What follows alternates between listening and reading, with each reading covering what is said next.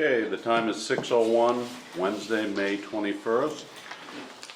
We're having our regular bi-monthly select board meeting. I'd like to start the meeting with a roll call. Select persons present: Jeff Peters, Josh Tracy, Mike Gould. Employees: Brian Mullis, Michelle Nichols, Kelsey Shannon, and Matt Blockler. I think that's all of them. Okay, and public present. We'll start with you, George. George Newton. Tommy Fakino? Dennis Campbell. Rick Thompson. Larry Daggett. Steve Zaboni? Melissa Getchell, You back there? Sue Griffiths, Franklin Parking.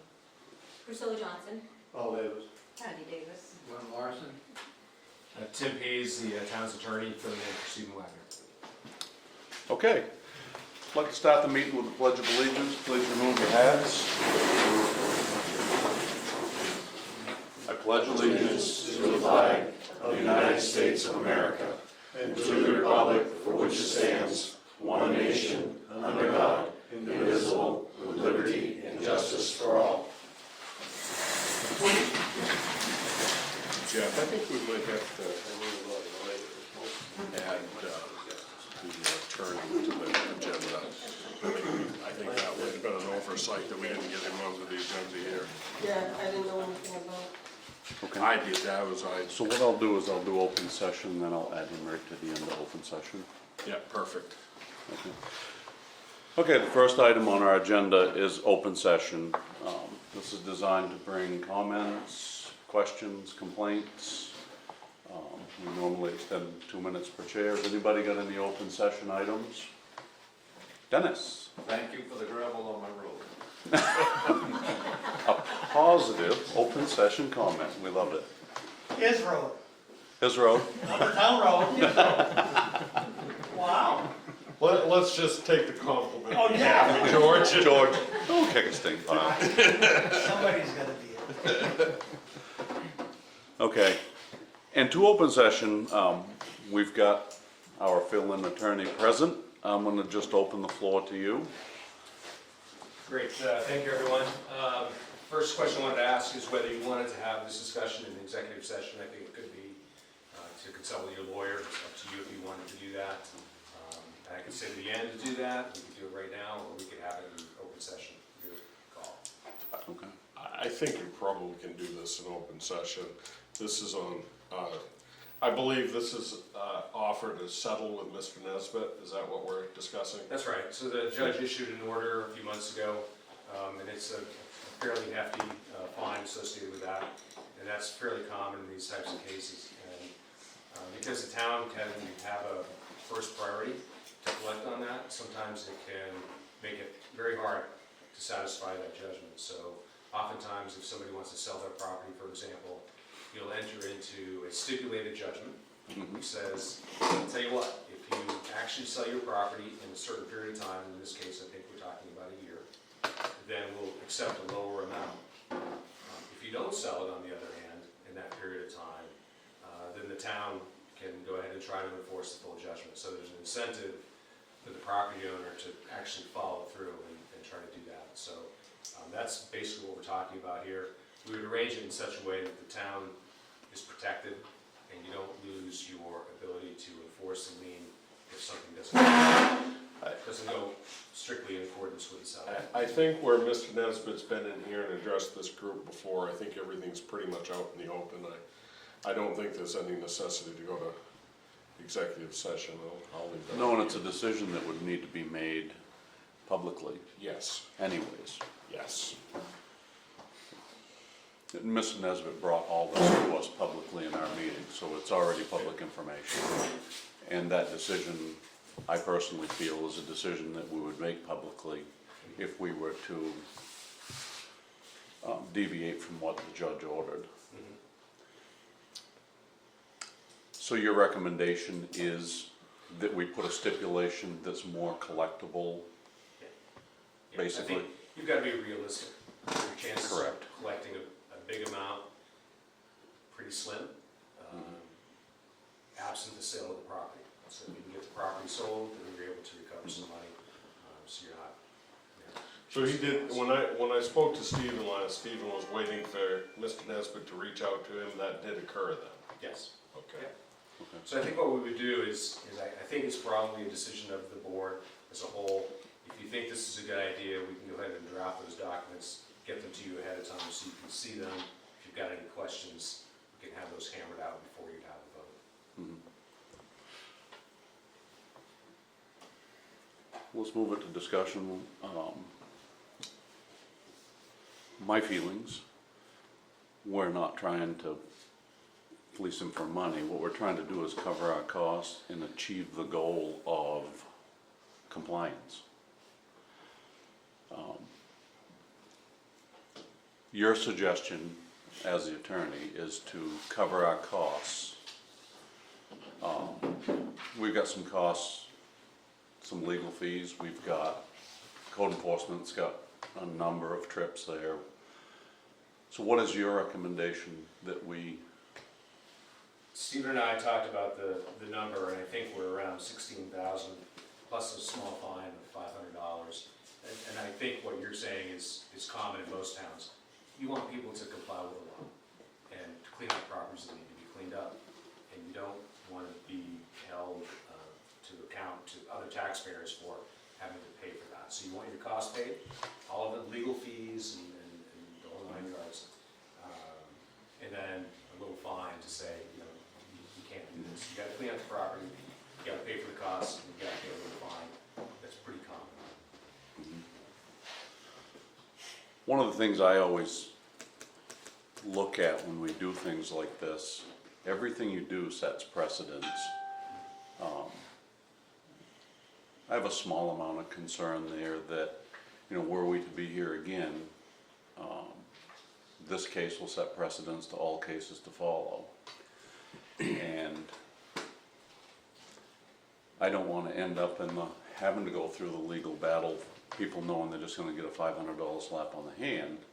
The other side of that is, I don't feel it's up to us to fleece people because they weren't in compliance. So I think as a group, we need to consider all those things. I agree. The only thing I have is we had talked about the judge, irritating the judge if we change what he made. What are the chances we're gonna, and he's gonna go, next time he sees a case like this for us, is he just gonna say, well, you guys are just gonna set the price on what you wanna do anyway? I don't think that's a case, is it, because you argue these settlements on a pretty regular, this is a regular thing to do a settlement this way, correct? Yeah, judges will follow the law, and there's a minimum amount of fines that are associated with this stuff. And they just say, that's the minimum amount, we count the days, we count the fines, it's a math exercise. If the parties want to have a stipulated judgment after that, to try to get compliance, judges like that, they would not hold this against them. We didn't want to offend, have a judge make a ruling and then offend the judge by us just tearing down what he put out. Zero chance. And again, you're doing this through an attorney, and, I mean, this isn't a private side room deal between No. the Sangerville Select Board and Mr. Nesbit. This is done the correct way. So in this particular case, the goal has been achieved, the property's been cleaned up. Yeah. I'm very concerned because across the street, we've got the same thing happening with the same group of people. And that is a concern in this particular case.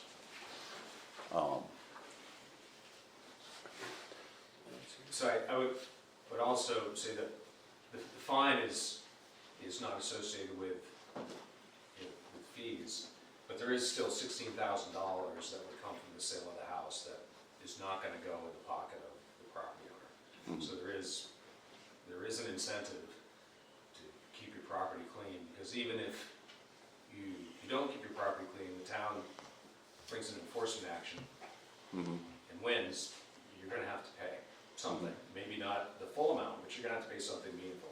And $16,000 plus $500 in fine for most people is pretty meaningful. guess that's my biggest concern is I think we're gonna have a repeat exercise across the street. But I think we're gonna have that no matter what decision is made here. Correct. And this case, this property, this has been brought into compliance. Well, again, I'm not 100% certain that is the And case. Lance isn't here, is he? Does he still have a court case?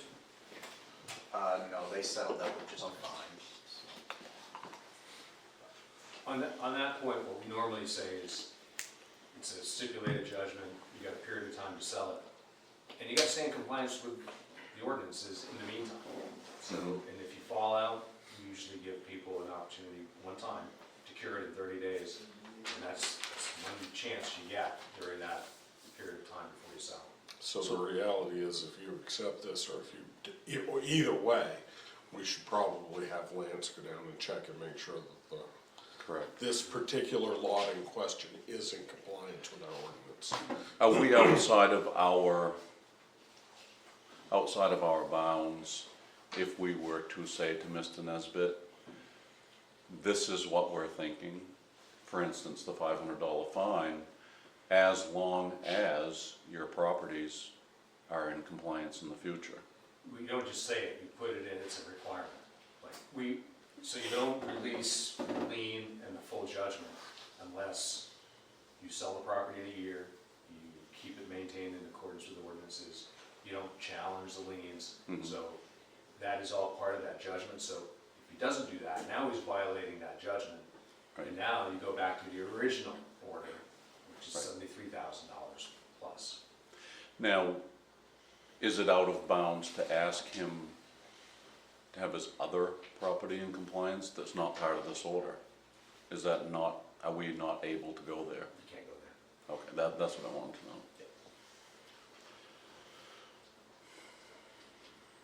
We can't go there with this case. We can, however, send our code enforcement officer down there if that lot is not in compliance. If he's truly the owner of that lot, which is in some question, although it is his material there, I guess, then we initiate a completely separate Right. case against. So back to discussion, what are your feelings? Yeah, I think a bird in the hand's worth two in the bush. And I feel like this, it's not up to us to pick his pocket and take everything he's got. No, I think this is fair This- to the town, and it's fair to Mr. Nesbit, and it's probably the best we could hope for under the circumstances. I think you should take it. Okay. So if we were to move forward with this, we'd get a draft from you, Yes. and at that point, we would make a motion and accept that draft? Or are we gonna make a motion to have them draft it tonight and then accept the draft once we see I would it? think probably to keep it nice and clean, where you're all in agreement anyway, go ahead and make a motion to have him take this next step, and then when they get it, Present it to Troy. when it's presented at the next meeting, vote again, just make sure we're covering all the bases there. Is there any other discussion on this?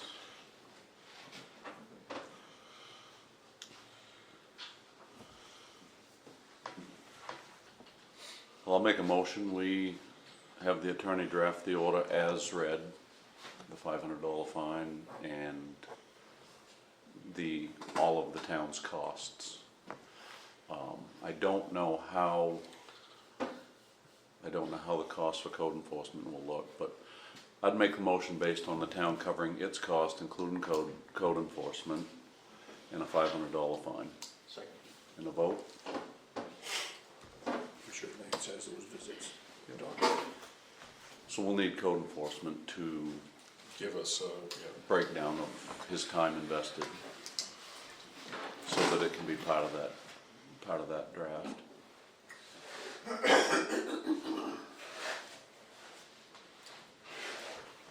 Thank you very much. Anything else you need? Thank you for your help. thank you for coming out. You all have a good night. Have a good meeting. You too. That's all, you put them in there. Okay, moving on.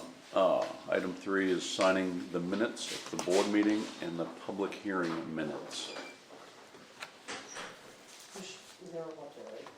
Yeah. I think they're, yeah. That's minutes. Yeah.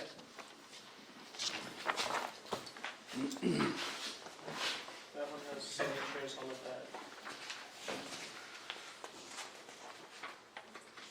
Okay, I've read this one already.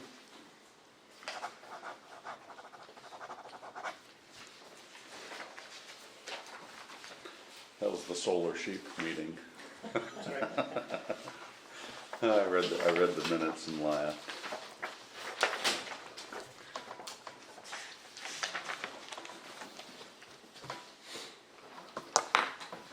I think that bill was like 16.8, wasn't it? Wasn't that bill like 16.8? Yes, I read this one too. I honestly don't remember one.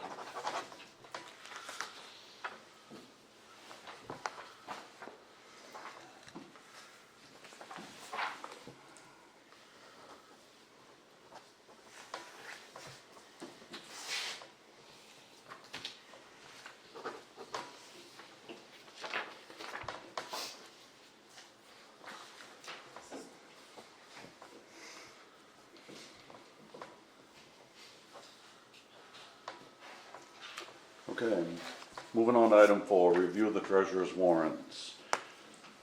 First warrants are warrant 33 and 34 for payroll.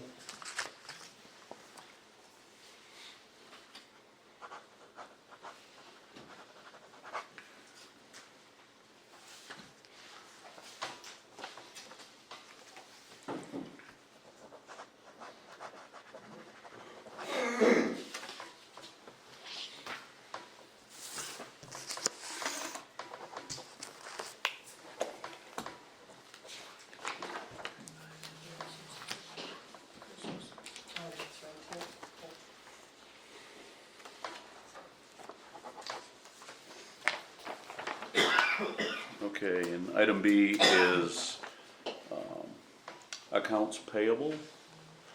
And where's the warrant number on this one?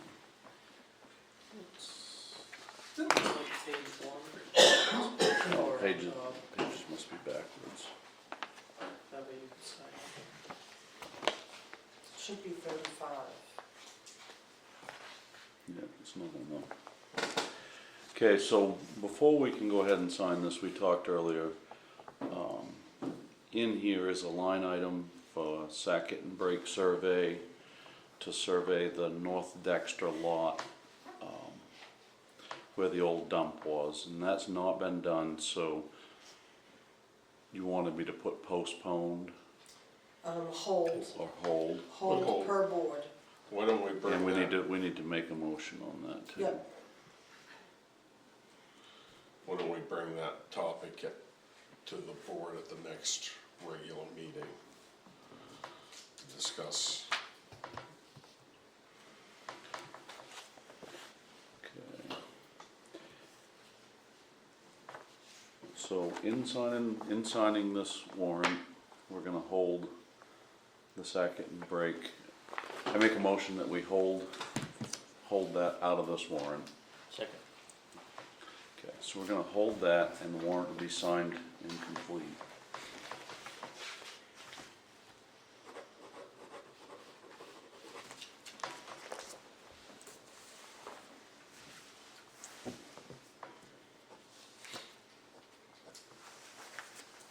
There is another one up there that came in late. It just doesn't make sense.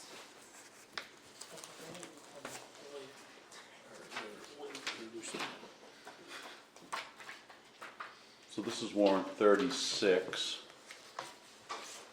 And it's grinding on the line road. Budget item, public works, summer roads, / paving.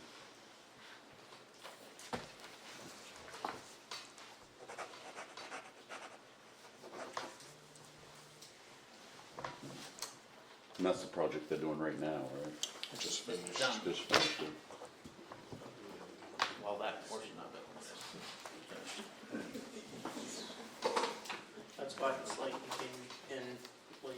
Yeah. Should ask for once he was done. Gotcha. Okay, moving on to item 5, old business. And the first item is Steve Gavoni. Gavoni. Gavoni. I never get it right. He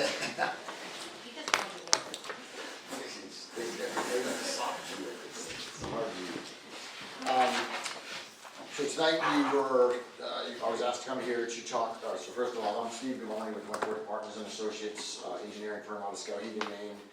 I've been contracted by you to assess and structurally stabilize the town hall building and the lot, drainage for the lot.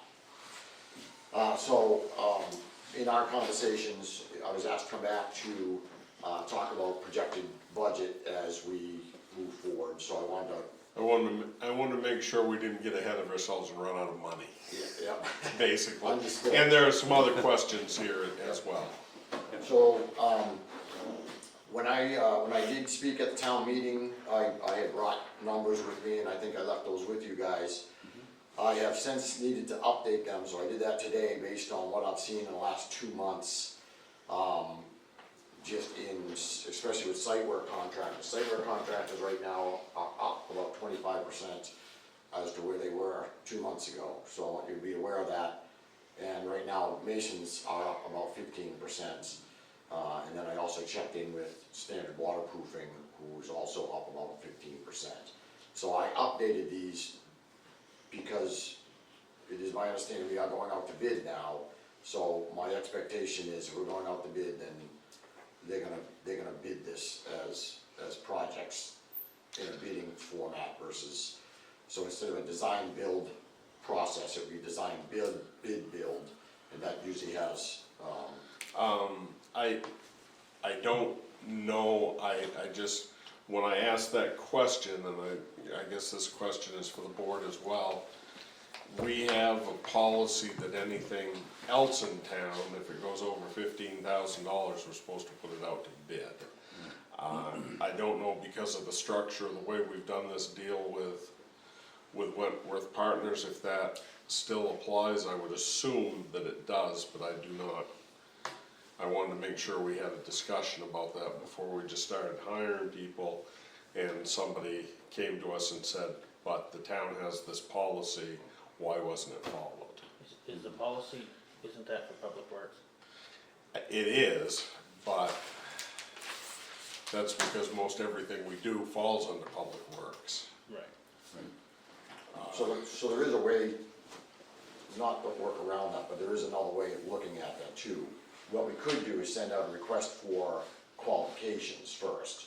So here's what you're gonna be bidding on, it's the same bid package, but we're not looking for your numbers yet. We're not gonna open that packet, we're gonna qualify you first.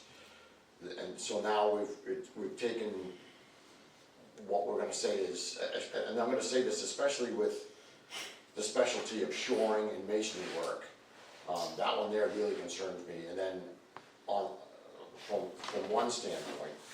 And then the other standpoint is, a lot of site contractors are very, very good at civil work, but they're not used to working right next to a building, especially a stone foundation building. So we really wanna qualify that site contractor too. This is not, and I've said this before in front of the board and in front of the whole town, the excavation here is probably the most critical work that gets done, because that's the guy that can take the whole building down. So, again, it might be best to send out those bids.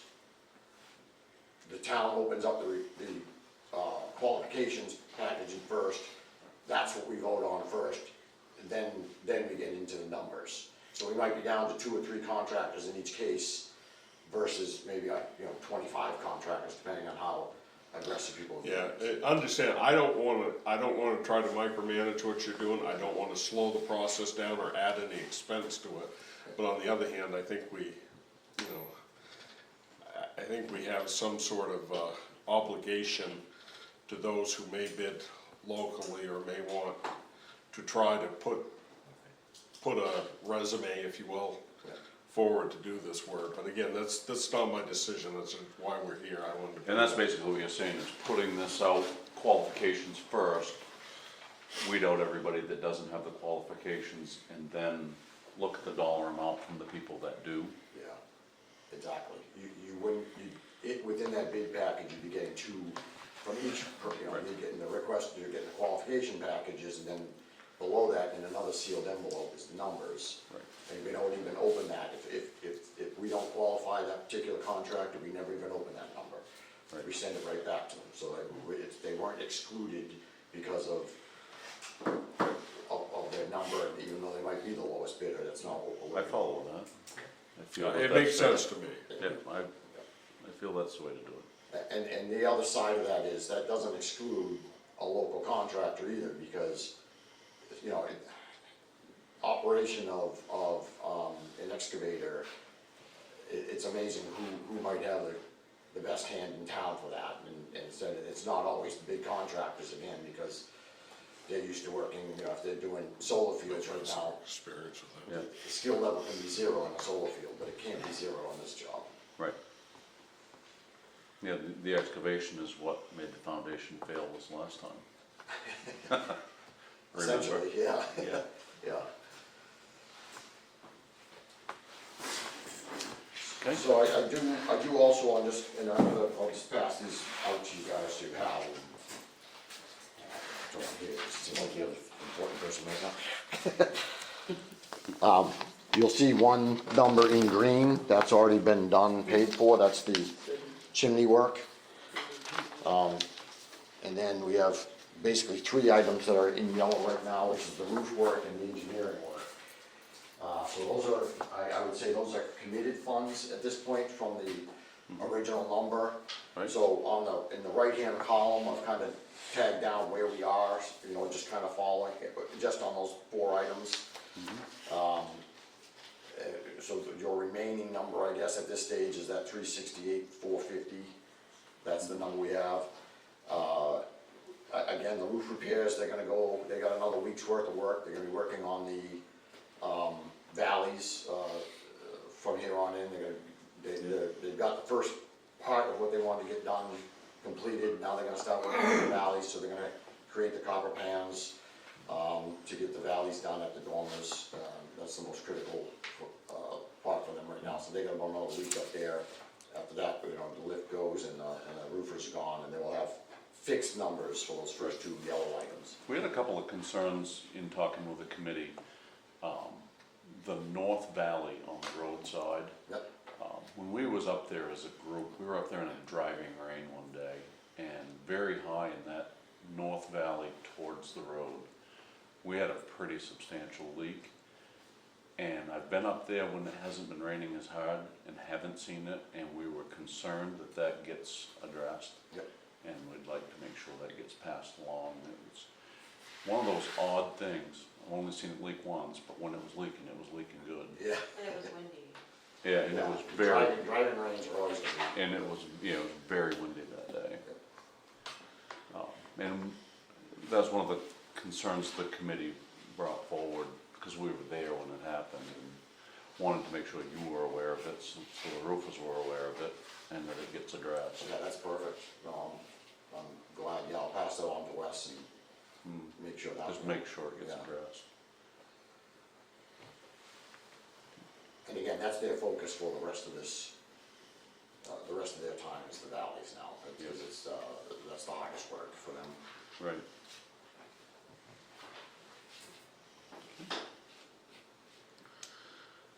Any other questions for Steve? That's our shortfall. Yeah. I'll go through it. And Dennis, go ahead. Are they gonna do all the valleys or just Yeah, all the valleys. all? Yep. Okay. Yeah, he did an assessment on the valleys, he said, you know, some are leaking now, you noticed, and some you might have 3 to 5 years on, but there's no, I'm not coming back to this town in 5 years and say, well, we missed one. I'm not saying that, right? We hope you're not. Yeah. Yeah. It sounds like you're addressing that concern. My, I guess the thing that we need to talk about is that 219,890 that's in red there. Mm-hmm. We don't have anywhere in our budget currently to come up with that. That's correct.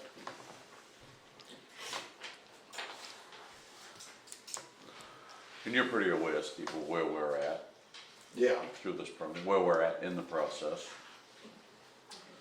You have a very good grip. yeah, so again, built into that are some conservative numbers. I would say this, it's probably gonna be best for us to bid the project out and actually get fixed numbers at that point. You know, we know at one time, well, we knew we had a number under the masonry concrete number, that was 190,000, so that was a number that we had. So you can see I added the 15% because if we're taking out the bid, that could happen at this stage. Hopefully, you know, if all's good, he comes back at 190. I know he's, you know, that one particular contractor, and again, I know him because he's qualified. He's actually working on the Skowhegan Library, which is another historic building right now, repointing the whole building, but that's probably gonna be half his summer right there. I also know that this was brought to my attention by Dennis and by Jeff. There was another foundation. We had talked about this before, the stable off-wall system. We had entertained that quite a few times. Number one, because of the cost, and number two, because of the 20-year warranty it came with. I guess I was curious if that is something that still could be put on the table, is it? It can be, but as I said at town meeting, it solves half the problem. Right, The other half is still on the outside of the building. that's correct. Yep. That I understood, loud and clear. So again, if we're still gonna do that combination, then that takes that 20-year warranty and probably turns it into the same, you know, 75, 100-year warranty at that point.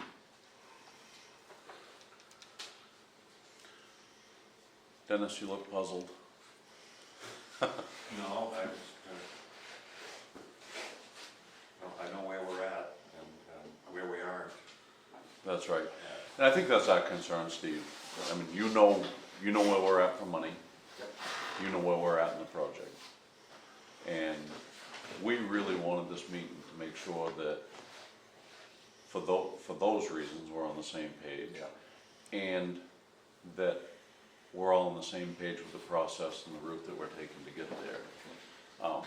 You know, there were some concerns brought forward, and we just figured if we had you come over and just give us an informational, that we could confirm we're all on the same page. Yeah. And we want you to understand, you understand the budget, you understand where we're at, and I think we have a pretty good grip on the scope of work that you're trying to do and how you're trying to accomplish it.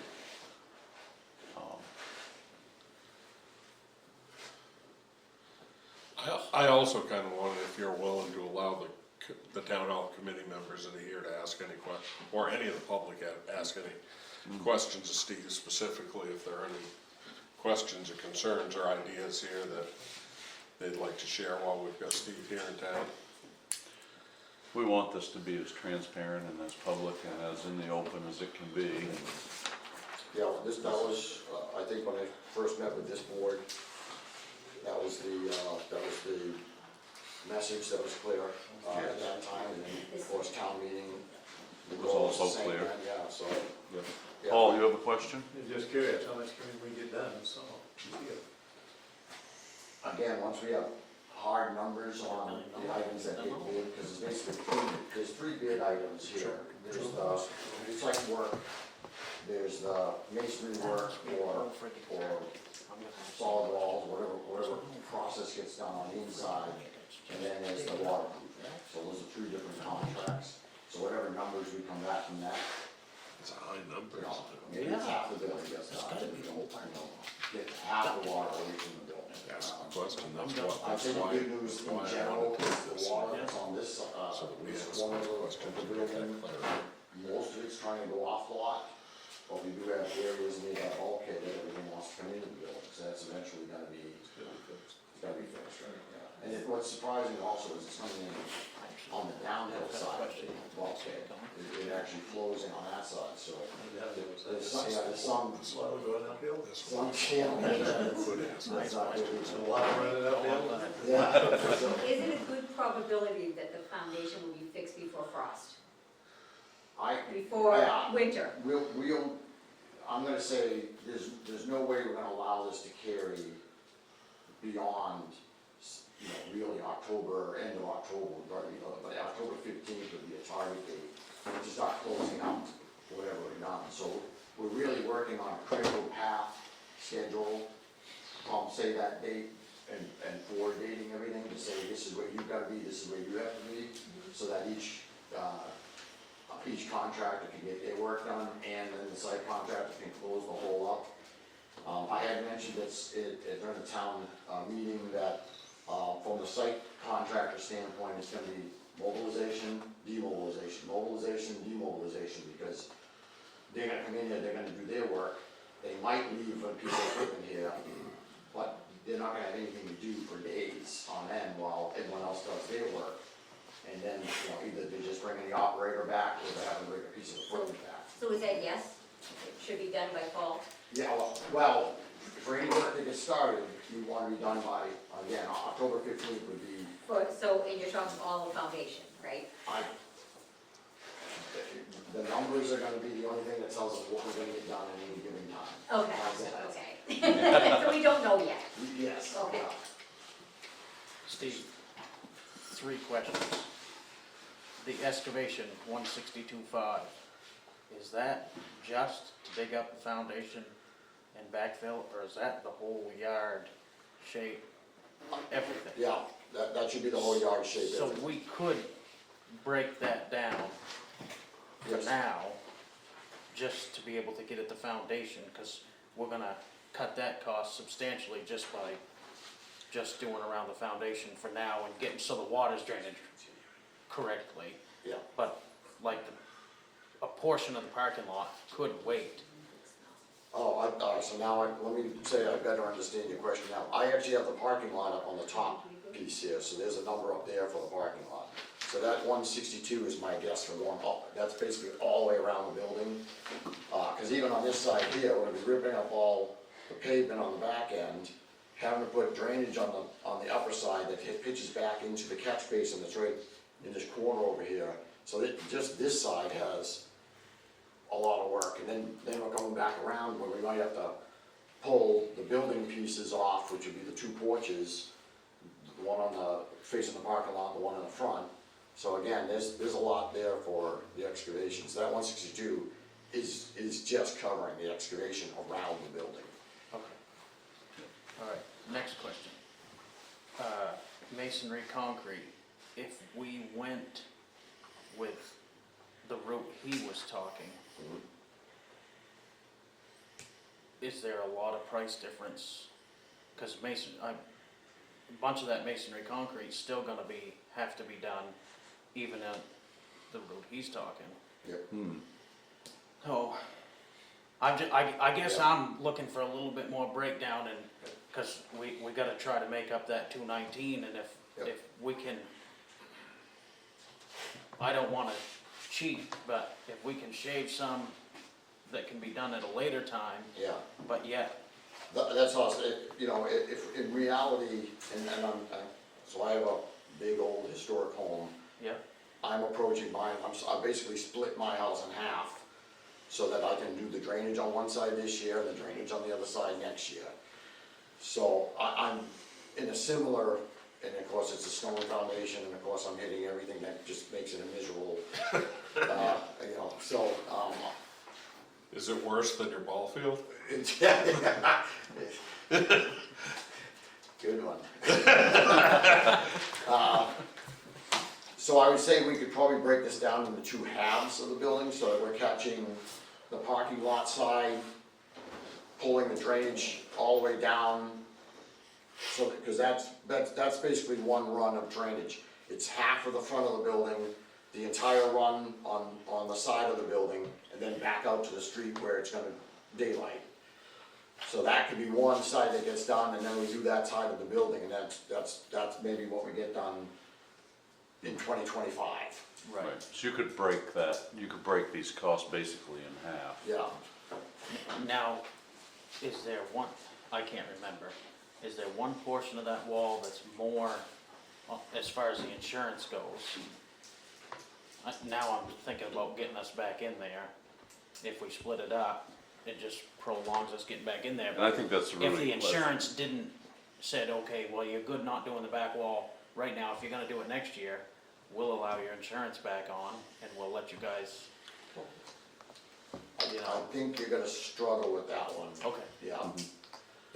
I will say this, that right now, in my mind, the two front corners, so call it 8 feet in each direction on the corners, that's the most critical part to stabilizing that building. So if we're only doing one side, I'm gonna struggle making the argument to MMA that, hey, I'm ready to, dump them right in there. Okay. And I think that's where you were going with that, is Right, focusing the money we have on the end goal of getting in as soon as we can and stop paying rent where we are. Yeah. Dennis, you have a question? Yeah.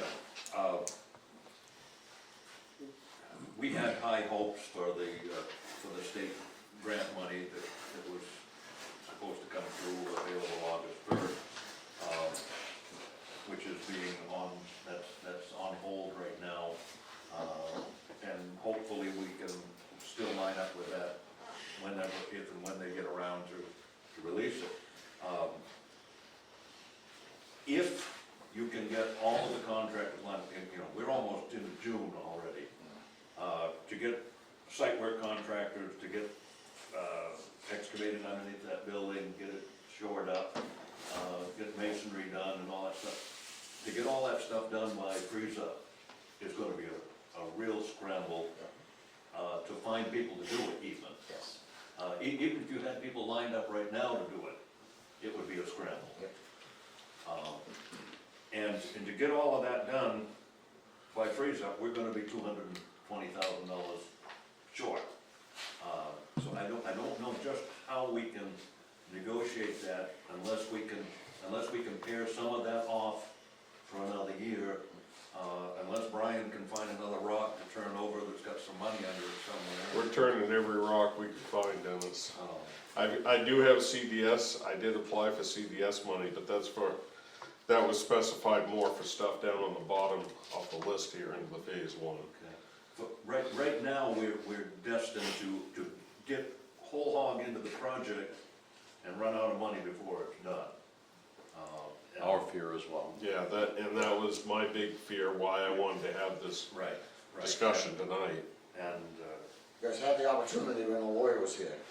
Just could raise your bar a little now. yeah, I have high hopes that we're gonna qualify for some of that state grant money. And, it might be enough to get us over the hump, but it isn't gonna be, and the timing isn't gonna work out to have that money when we need it, which is mid-late summer. Now, did you, alright, so I do wanna go back to that, cause you just said something that was made me curious. You said that money's on hold? Basically, Steve, I get on that net, the money, the $10 million that was on the bond last fall. Yes. That was passed, that was put in the budget. But what I've got from our legislative contingent, or the legislators I've talked to, and from talking to the people that administer the grant itself, they're out of Augusta, that what was not included in the governor's budget was the money to administer the program. So the money to distribute is there, but there's no money to have the people review the grant process and put it all together. And that is supposed to be going into the supplemental budget, and I'm gonna ask Paul, because he knows this stuff so well. The supplemental budget is probably gonna be what, October now, or August, or something like that? No, I don't think so. The legislation will adjourn in late June probably, unless they call a special session, the legislature won't be done until January. They can call a special session, or the governor can call them in and pass a supplemental, but normally a supplemental goes in the 1st of January, and the appropriations committee has to deal with it and report it out, and it's passed. So the reality is, The reality is, unless they call in a special session, and get down there for 3 days and hammer it out, it probably won't become law until February. Probably. That's how it works. yeah, Unless there's a special session. If there's a special session, then they can do that. So how do we I be guess the, that confirms my understanding, but I, Bureaucracy at its finest, Duncan. so how do we be the squeaky wheel to encourage this special session? Our building was used as the poster child for some of the publicity for that. Oh, really? Yes. It was. So, we stand some pretty good chance of getting a piece of that. Yeah. Who knows how much? But the timing isn't coming out right. It was originally it was supposed to have been available August 1st. Yes. Which would, okay, that'll fit, you know, our plan was to jump on that August 1, to start pounding the drum and see what we could get out of that. But right now, we're set back 6 months. Yeah. So, Sounds like longer, actually, now. Yeah. I want to understand you. Paul has a question, Brian.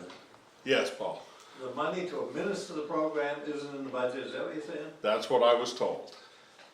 So- And I got, the person in Augusta, but I also got that, well, Steve Foster looked into it and told me to contact this person in Augusta, and she was the one that provided that to me, and Stacy Guerin basically said the same thing in her response So to me. there's no money to administer the program. Unless I'm Money's completely, in the program. unless I'm and completely the money misunderstood. distributed, that they got to have a committee to, Unless I completely misunderstood it, which is possible, this is a world I don't know. But that was my understanding of it. And if you go onto the website for to apply for the funding for this, that's basically, there's a paragraph at the top that says it's more or less on hold. I can't quote it to you verbatim, but, Paul, you have homework. Yeah. I'm surprised that the money isn't, that they didn't include the money when they wrote the grant, when they wrote the bond bill. maybe it's possible I misunderstood something, Paul, They have what was to- told to me. I mean, bond, they got a team of researchers down there, my gosh. They should have had that all researched out and money for everything. That's normally what they have, right? That's like, Well, for them, it's a $10 million bond, yeah. Yes. $10 million bucks, the community has to come up to 25% of whatever they're asking for. Right.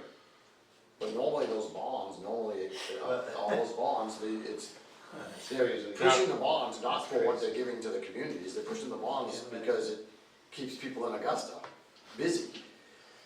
Normally, that's the main focus of those bonds, the 25% that they keep in-house. The only way they could do it is if you could get one of the legislators to go to the legislative council and ask for a special bill and put it through. That's the only way I can think of who could do it without the governor calling in for a special session. Is this you volunteering to help us do that? Just wondering. I don't have the authority to go down there and put a bill in. Right. If I did, I would. You know the people that do though, That- correct? Well, the two legislators, Stacy Guerin and Jim White and Steve Foster, whoever you wanna get. That's what, that would be the only way you could do it. There wouldn't, unless the government calls in for a special session. They've already passed the budget. They are got, even though they left out main care funding for the second year, and they gotta address that in the supplemental in January. They got it. They haven't got any choice. They got it. But I can't imagine they did that. Maybe you need to check up and make sure what I'm saying is correct. But that's what I've asked, I've asked and asked and asked, and this is basically what I'm taking out of what, I wonder what else is in the bond bank. I wonder what else they have for bonds that are being worked now.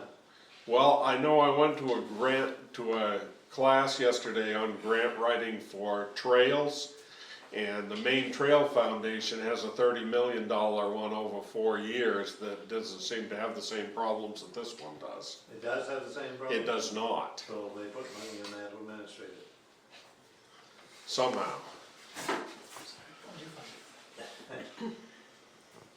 Because that's open There's it up. ways of doing it, but I'm not that.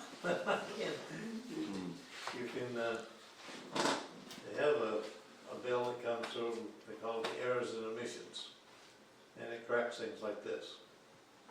I don't know where they're at on any of it, I haven't followed it, I haven't been there, but if the errors and omissions bill is coming forward, they could include money in it for that. I'm just That's talking out- possible that it's, I'm just talking off the top of my head. That's a great idea though, because if they use the errors and omissions and just take a portion of the 10 million, which is already budgeted, and say, we're gonna take that portion for administration and only distribute 7.5, they haven't changed the budget at all. That's just a clerical change within the, like, that one seems more doable within this section. Well, So to approach this, we need to talk to Stacy or Jim or one of you those have to people. talk to your representatives, right? You've got Jim and Chad's right on the ball. or- Chad's really good. Or D, all of the above. Steve is actually real interested in this because he grew up in Sangerville. I understand he doesn't represent a, No, Evan, he lives 5 miles down the road from the town line.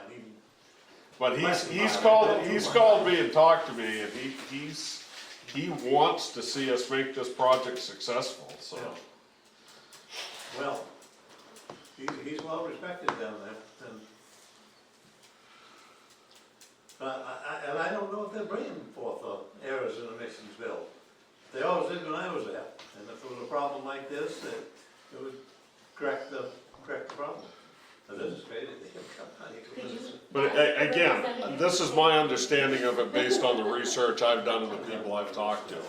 I don't, but I know that it's not opening, it was initially supposed to open in July 1st, I believe, and it's on hold. So, and this is what I was told why it was on hold. So for Steve's next steps, he needs to know if we're gonna be, we are putting this out to bid, right, for local and contractors, like, so what would that timeline look like? And then so we can get some qualify them and then get some hard numbers. So any bid package would have to be posted basically, right? So it has to be a public notice. Is it the town's responsibility to post those? Well, it could be, right, so long as I give them their bid notification and we say, this is the day that we're gonna do the mandatory bid walk, this is the day the bid's due, so I can write that up to tomorrow or Friday, and then at least we can get it in, and then, because the drawings are done. So it's Yeah. just a matter, this is what you're gonna be bidding on as a site contractor, this is what you're gonna be bidding on as a mason. So we can get closer to the actual number, Yes. like we already kinda know, right, a rough draft. And, yeah, just trying to figure out what we can do, and then if you could write up anything that isn't completely a dependency, that can be moved, Yep. you know. Yeah, I'll break the bid up so that, well, we'll do that during the mandatory bid walk. Like, Yeah, you'll get like the bid mandatory documents. dependencies on what needs to be done for the foundation to be stabilized, and then anything, that can be moved, then we can, you know, work for that, but, so it goes out to bid, and then how long does it need to be out to bid before you get these? Yeah, for a project like this, you're gonna want, because if they have any subcontractors and if they have any materials, they're gonna have to get those numbers back. I generally usually would give 2 weeks from the bid walk, from the date of the day we're here, I generally do 2 weeks. And then say, Cause then now that's putting us into like mid-June, end of End of June June, at that yeah. point. End of June, yeah. Okay. And then, so we qualify the bid, and then you have to do a walkthrough, so say 2 or 3 weeks, and then how many weeks are we waiting for hard numbers? Well, the bids would be, when the bids come back, those would be the hard numbers. Okay. And I didn't then- know if you did qualify the bid first, No, and then, they submit both packages, we just would not open the The numbers money until we part. pick 2 or 3 contractors in each category, let's say that cause you might, like with the waterproofing, there might only be 2 contractors. That are gonna make the quality, not only 2 contractors in general, so.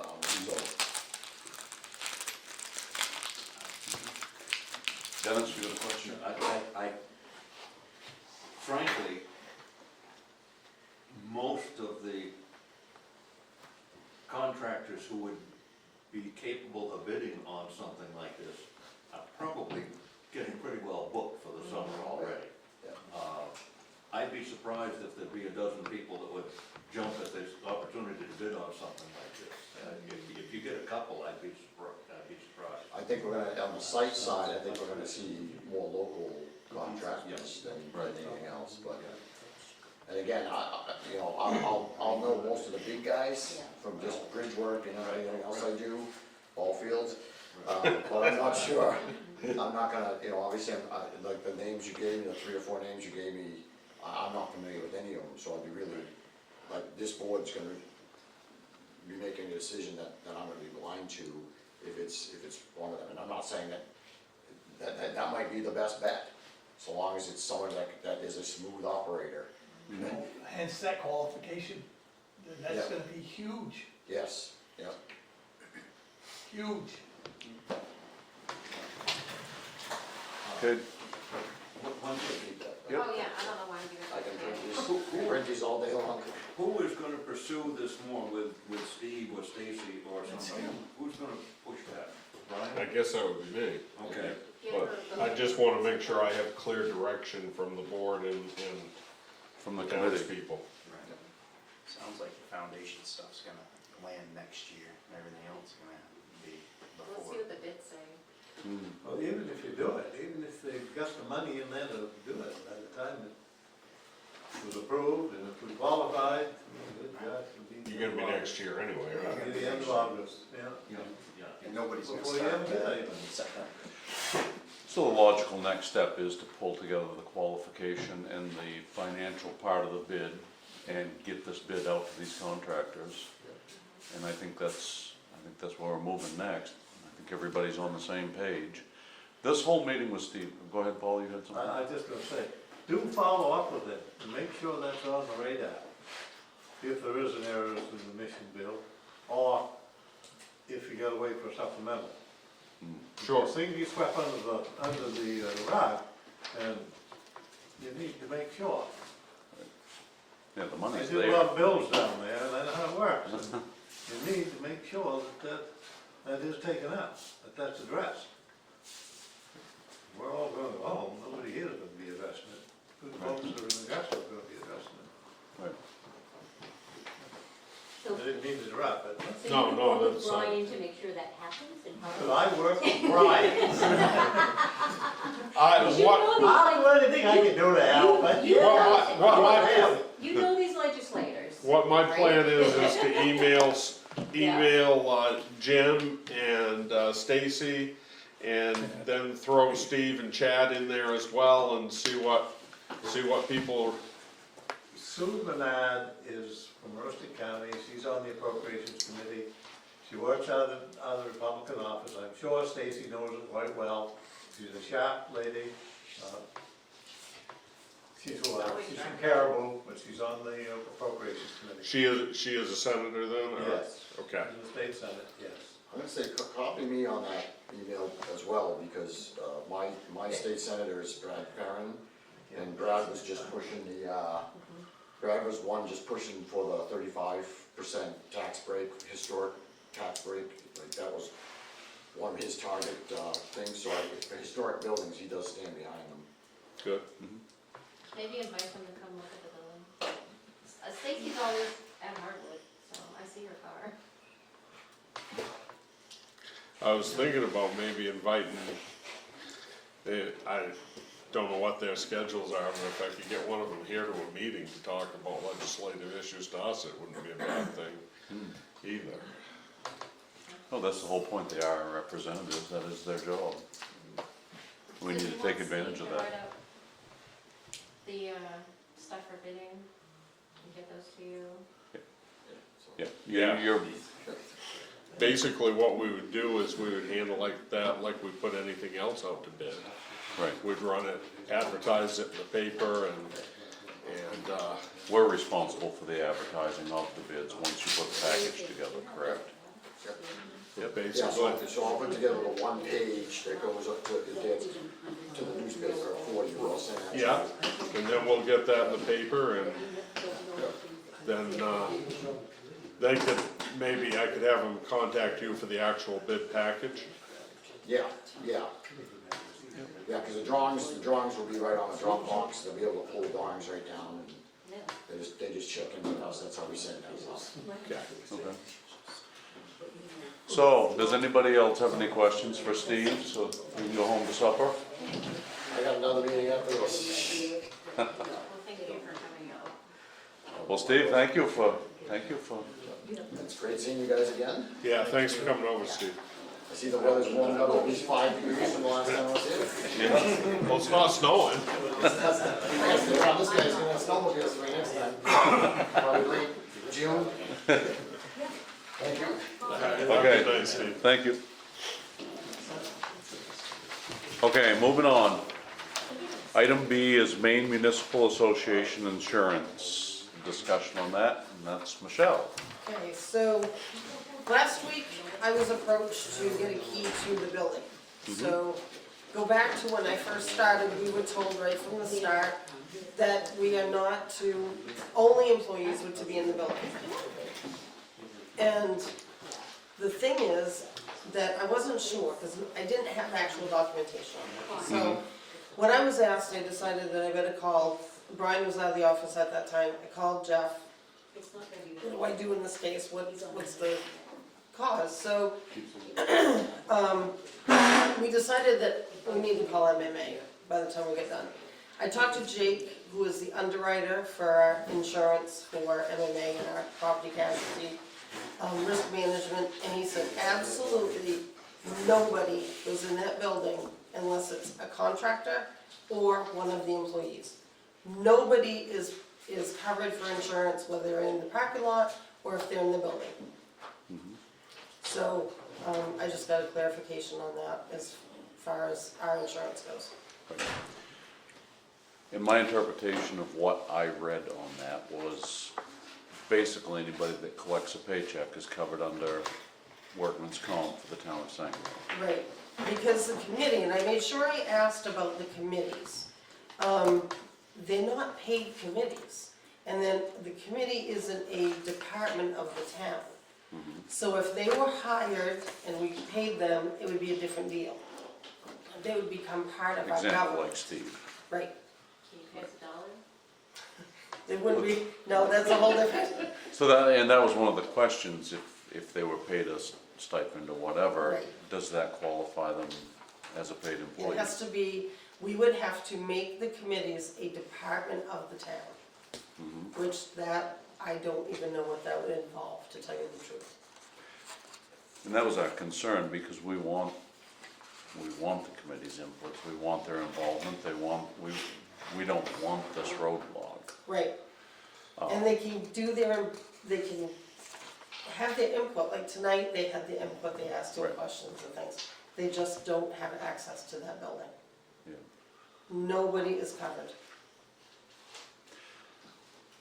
At what point in the project did he say that it changes, once we're back in? Once we're back in, and we've got an engineer signed off that everything is up to. So the code. engineer's signature is what they're looking for? That is what they're looking for. Jeff, there's a question back. At what point does a project like this get a clerk of the works?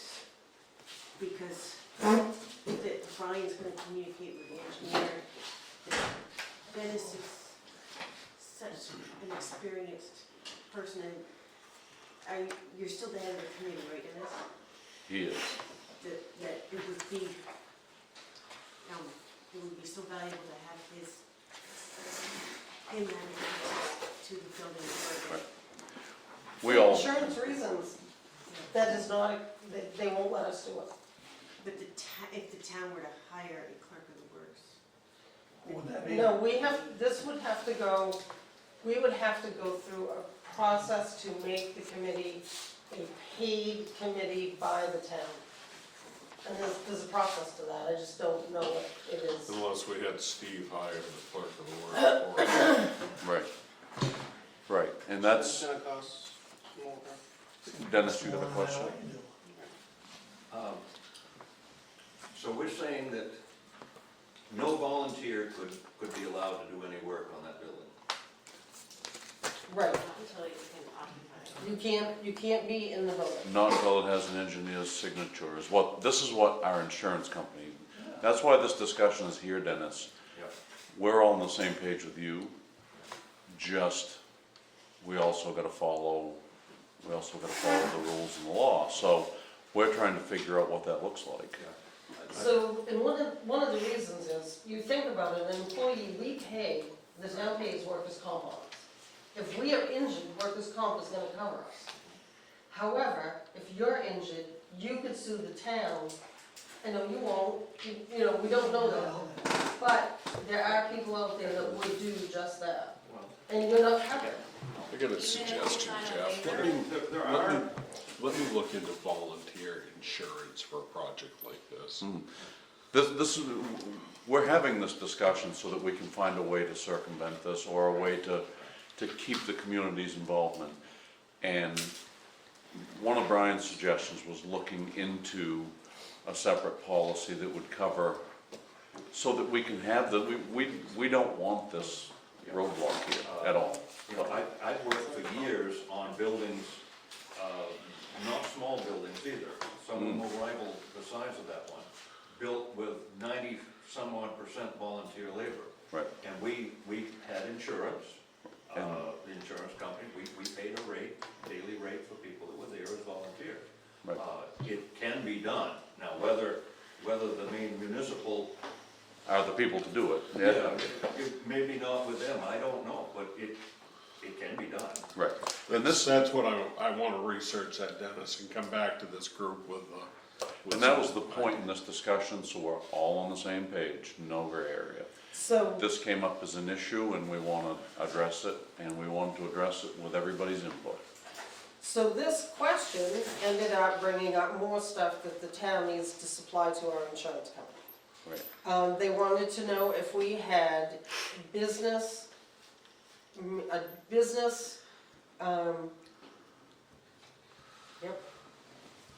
business insurance for contractors. Well, they kinda need to talk to each other down there, cause I asked one of these morons down there about that.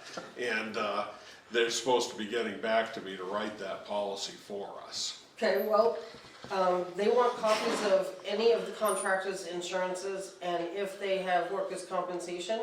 If they do not have workers' compensation with their insurance, then they have to be, they have to go to the state of Maine and get independent contractor status. So, and we're supposed to supply all that stuff to them.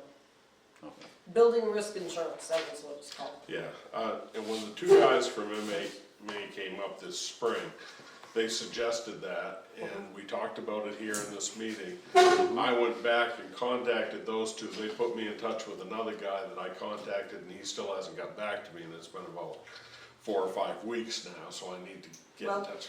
And I asked them if they had this insurance. They do have this insurance, but they won't do it on that building. They'll do it on the town garage if we wanna add a side or Okay, add cause something. he hadn't told me that, I had no contact back from him at all. Yep, that's what they told us, told me. Look, I need to contact MMA. Right. Not sure it's gonna. This came up as an issue, and we wanted the issue here, we wanted everybody that's involved with it involved, and everybody to be on the same page. And Brian's being tasked with what we've got for options at this point. But we wanted everybody abreast of what it is, and we're gonna do our best to get through it. So meanwhile, with the work that's going on, somebody from the town needs to put an eyeball on some of that work and interact with them to see what's being done. That's Because I can't. Hence the town manager. You can't at an internal level in the building, I guess. Well, apparently can't even in the parking lot. Well, I think the parking lot, anybody I can thought be we, there. we had insurance in case They a shingle said fell off the roof and hit somebody and. that's that business risk insurance. That we need to have. That We're getting about 3 different stories from MMA here. We need to, they need to Right. get their act together. And the other question I had is MMA the only insurance company out there No, that's they are competitive? not. That's, You know, if we did get to the point of getting the foundation done, if we wanted a volunteer crew to go in and strip the carpets out of there and paint the office and things like that, then we can't do it. You have to. we agree. Yeah. Yeah. So. We truly are with you, Dennis. We would like you guys to be in there. We 100% want all the involvement we can get. We don't wanna put the town's neck out at risk, and we need to figure out how to get through this and do it right. And that's what this conversation is about. So that you're aware, we're aware, everybody's on the same page. And we will move forward with that as a goal. Jeff, Melissa had a, Oh, Melissa, you're hiding, I can't see you. Yes. You should move down closer to Larry so I can see I know, you. but I like football. So for, what about waivers? Cause I remember I would have to sign a waiver at the YWCA if I was doing like roller derby practice. I'm not, if I die or get injured, I'm not gonna sue the YWCA. Is there a waiver for volunteers to say, I will not sue you if I fall down and die? I think at the business level, that's a little bit different. That's a question for Brian to ask as he talks to these people, for sure. Yeah.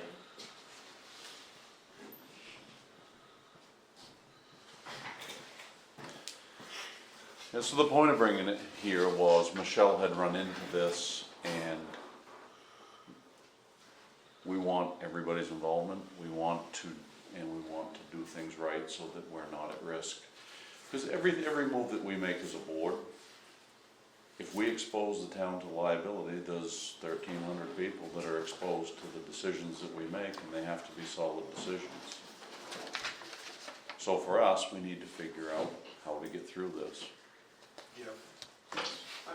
I'm hearing two different needs, wanting, desires here.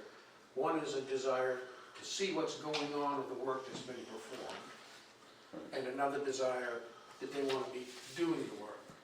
If you can't satisfy the one about doing the work, is there a way to satisfy with an employee going in and videoing what's been happening and sharing the videos, so that at least they can see the work that's been done and have the concerns of this work that's been done. These are my concerns Right. of the quality of it. Just going in with a video and videoing what's physically there that's been done. Which would be Share better the than video. nothing. I mean, that's something that, Well, I can tell you a few employees who aren't gonna get on that roof and video it. No. have a better ladder if I'm gonna go up there and do it. thing right up there. Yeah, I would have to go up on the Ultimately, left. at least Take the big a boys like portion of the committee, Huh? And a big boy like that. Oh, yeah. you know, like Dennis, he's got the experience, That's what Dennis I'm is the saying. chair of the committee. The actions the committee makes all go through Dennis, and to me, it's imperative that he have involvement to every level.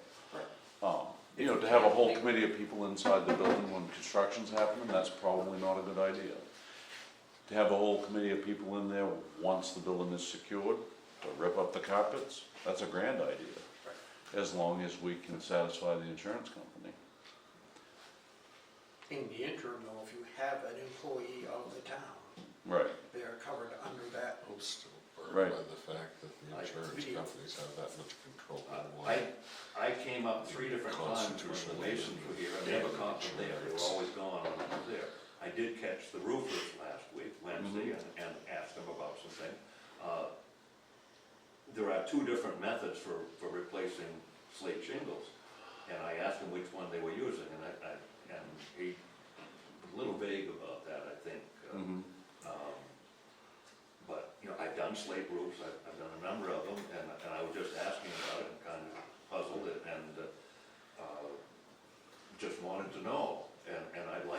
some of their work, but Yeah. obviously can't, so. But that goes to the point of having involvement from people that have the experience.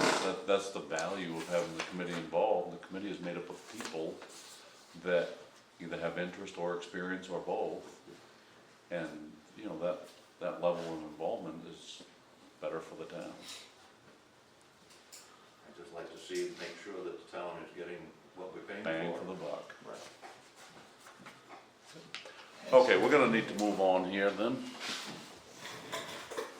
So Brian, before we move on, you gathered from that conversation what needs to happen. Yeah, I'm gonna get some straight answers out of MMA, because everybody they talk to, they seem to give a different story to.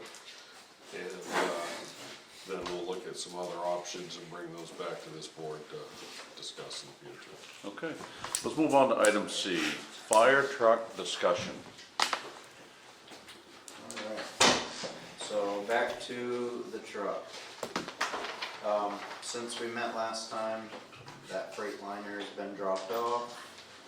I had Mike from Mike's Big Rig Repair come and look at it. He was actually here twice. Josh had recommended him, and he seems to know what he's doing. He looked the truck all over. He said it's an older truck with higher mileage, but he can't see anything wrong with the truck at this current time. He did scan the computer to see if there's anything in there that threw any alarms. He said that everything looks okay. It had a tiny little flutter around like 1100 RPMs, but he did a cutout test on all the injectors and they all performed fine. He said it may just need a cleaner run through it. The only thing that he did say is it has about 15,000 hours on it, which you know more about this than I do, Josh, but he said 18 to 20,000 hours is about what she's good for. That truck that we've had out there for 10 years has 1,200 hours on it. So in 10 years, we put on 1,200. That's your lead pumper? Yeah. That was my thought too. So Yeah. we could easily go 5 years as long as nothing unforeseen happens with that one. So basically, he kind of gave it a good bill of health for that. I talked to Coop at Coop's Truck Equipment about the box swap, the rescue body swap. You guys should have quotes in your packet. Did you guys give them the quotes? Yep. Yep, I saw it in there. Coop gave two separate quotes. One was for swapping just the body over, and one was for hooking up the PTO and all that. So swapping the body over, we're looking at a $4,300 bill. That's to take that body from the old truck onto the new truck, but not do any of the wiring. And that's because all of that wiring really ties into the emergency, except for the tail lights, brake lights, and blinkers. The rest of it's all emergency lighting, so the emergency lighting guy gave a quote for that stuff. And then the PTO would be an additional $2,500, so you're looking at just about $7,000 to swap that body over and get the PTO swapped over. So the emergency guy's gonna wire in the brake lights, tail lights too? That as is well? what this quote is, so the emergency light guy will do all of the wiring. He will do the backup, all the normal lighting, all the emergency lighting, all the sirens, all of the radio swap over, antennas, all that stuff is figured into his quote, which the entirety of the quote was $11,310. But added into that, which I subtracted it out on you guys, is the $2,400 is a new light bar that the department would like to get upgraded when we do the swap, and the Friends of would be happy to pay for that part of it, because there's nothing wrong with the old light bar, but it's old and they just wanted to see something newer on it. So that part of it would end up being $8,800 minus that cost of that light bar. So all said and done, the only thing that I don't have figured into this would be the lettering, but I think that would be a very minimal cost because it's only two decals on the doors. So that's pretty cheap money. But with the cost of the truck and everything would be around 25,000-ish. Obviously, there's gonna be some little things probably that are gonna come up. They're gonna add $100 here, $100 there. You guys all have been in enough situations where you know there's gonna be a Old truck, mounting old body. kit or a something, or a broken bolt that's gonna cause some more time or whatever. Was Coop's estimates chiseled in stone, this is what it costs, or is this just That's an pretty estimate? much what, so when he first gave me a quote of 6,000, and or no, 5,000, and we thought that that was low. So I asked him to come up here, put eyes on it, and give us a detailed, broken down, what's it gonna cost you to do it. So he came up, looked at it, and then gave me these quotes, so he knows what he's getting into. Yep. So we should be, And you and him discussed the time frame thing. him and I discussed the time frame. He was also the best case as far as how quick he could get onto it. He wanted it this past Monday to get on it, but obviously we hadn't even purchased the truck yet, so Right. that wasn't gonna happen. So I think he's gonna be the one that can get it in the soonest, and he also is pretty confident that a 3 to 4 day turnaround, he can have it back to us. So- What do you think we can expect for service out of this truck, as far as time-wise? Is it a 5-year truck, is it I a would- 10-year truck? I would say conservatively 5, we might be able to squeeze a little bit more out of it, but that's basically, we're paying say $5,000 a year to get another 5 years or so out of it. But that's, you never know, like, just like I do, if I go buy an 85 Camaro right now, the motor could last me 10 years, I could shit tomorrow. Yeah, You just don't know. But and this is comparing the cost of this to new's a couple $100,000. new's a couple $100,000, yeah. Or That's optimistic. yeah, well, that's a couple $100,000 is a much more downsized version, like to the 550 instead of And see, doing this truck will keep everything we have on board now. it'll keep everything we have on board now, we won't lose the Cascade system, which we have, and we won't lose the amount of equipment that we can carry, and the amount of people that we can carry. Because right now, we can carry 7 people in that rescue because it has the walk-in body. Mhm. If we go to something without the walk-in body, unless you get a 4-door crew cab, you're losing 5 seats potentially. Right. Which is our biggest situation here, because of the fact that everything that we own is a single cab truck. So moving people is the hardest thing for us. Mhm. So, really, I mean, I don't Go back to the see, good old days of letting us ride on the tailboard. yeah, I don't see the potential of getting another truck for $5,000 a year anywhere. So really, as far as money goes, I think it's, And the truck itself is a good match for the job. Yep, they said, Mike was a little bit leery about the size of it at first because of the weight of the box. Mhm. But he did some research and said, everything says that that truck will handle it just fine. It's rated higher than the truck that's on right now. Yeah. So, So the truck we have right now, once the swap is done, do we just bid that out and sell it? I would imagine. In all honesty, I think that truck is so old and in such poor shape, it'll probably fall into the dollar value where this board could just dispose of it without going to, I mean, yeah. $10,000 rule, I think, anyway, but, Mhm. yeah, I mean, we would want, I mean, you basically could- what we'd be looking at, from what I've talked to the contractors, we'd be taking both trucks down to Bangor. When the box is swapped, we'd go and pick up both trucks, bring them back here, set them both here, and the light guy will go to town until he's done, and he'll take whatever he can off from the old one. And then once he's completely satisfied that he has everything off from it, and we are satisfied that we have everything out of it that we need, then the town would just dispose of it how they want to dispose of it. So the light guy is, we're not using anything as far as lights, sirens, all that stuff. Nothing's coming off this truck, everything's gonna be new lights, new sirens, Not new everything, no, so the light bar will be new because the department really wants that. The siren would be a new siren because a lot of the old stuff that's on there isn't compatible with what he's using now. so. The it controls, just wouldn't- control. It just wouldn't correlate. 4 new small, emergency lights would be added Now, because are you putting 2 sirens on it, or are you putting the federal queue and an electronic on it? there'd be 2. The federal queue we already have, so he'll just swap that over.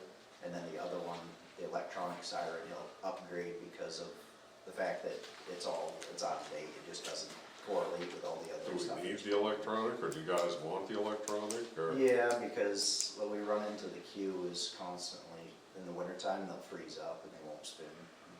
That's because you're not holding your foot on them the whole time. The 4 fire ray lights, NFPA compliance says you have to have 2 in the front grill and 2 on the sides near the fenders. And this truck doesn't have those, so he would have to add those. The federal queue siren installation kit, that's just taking our existing federal queue off that truck and putting it into the bumper of this new one.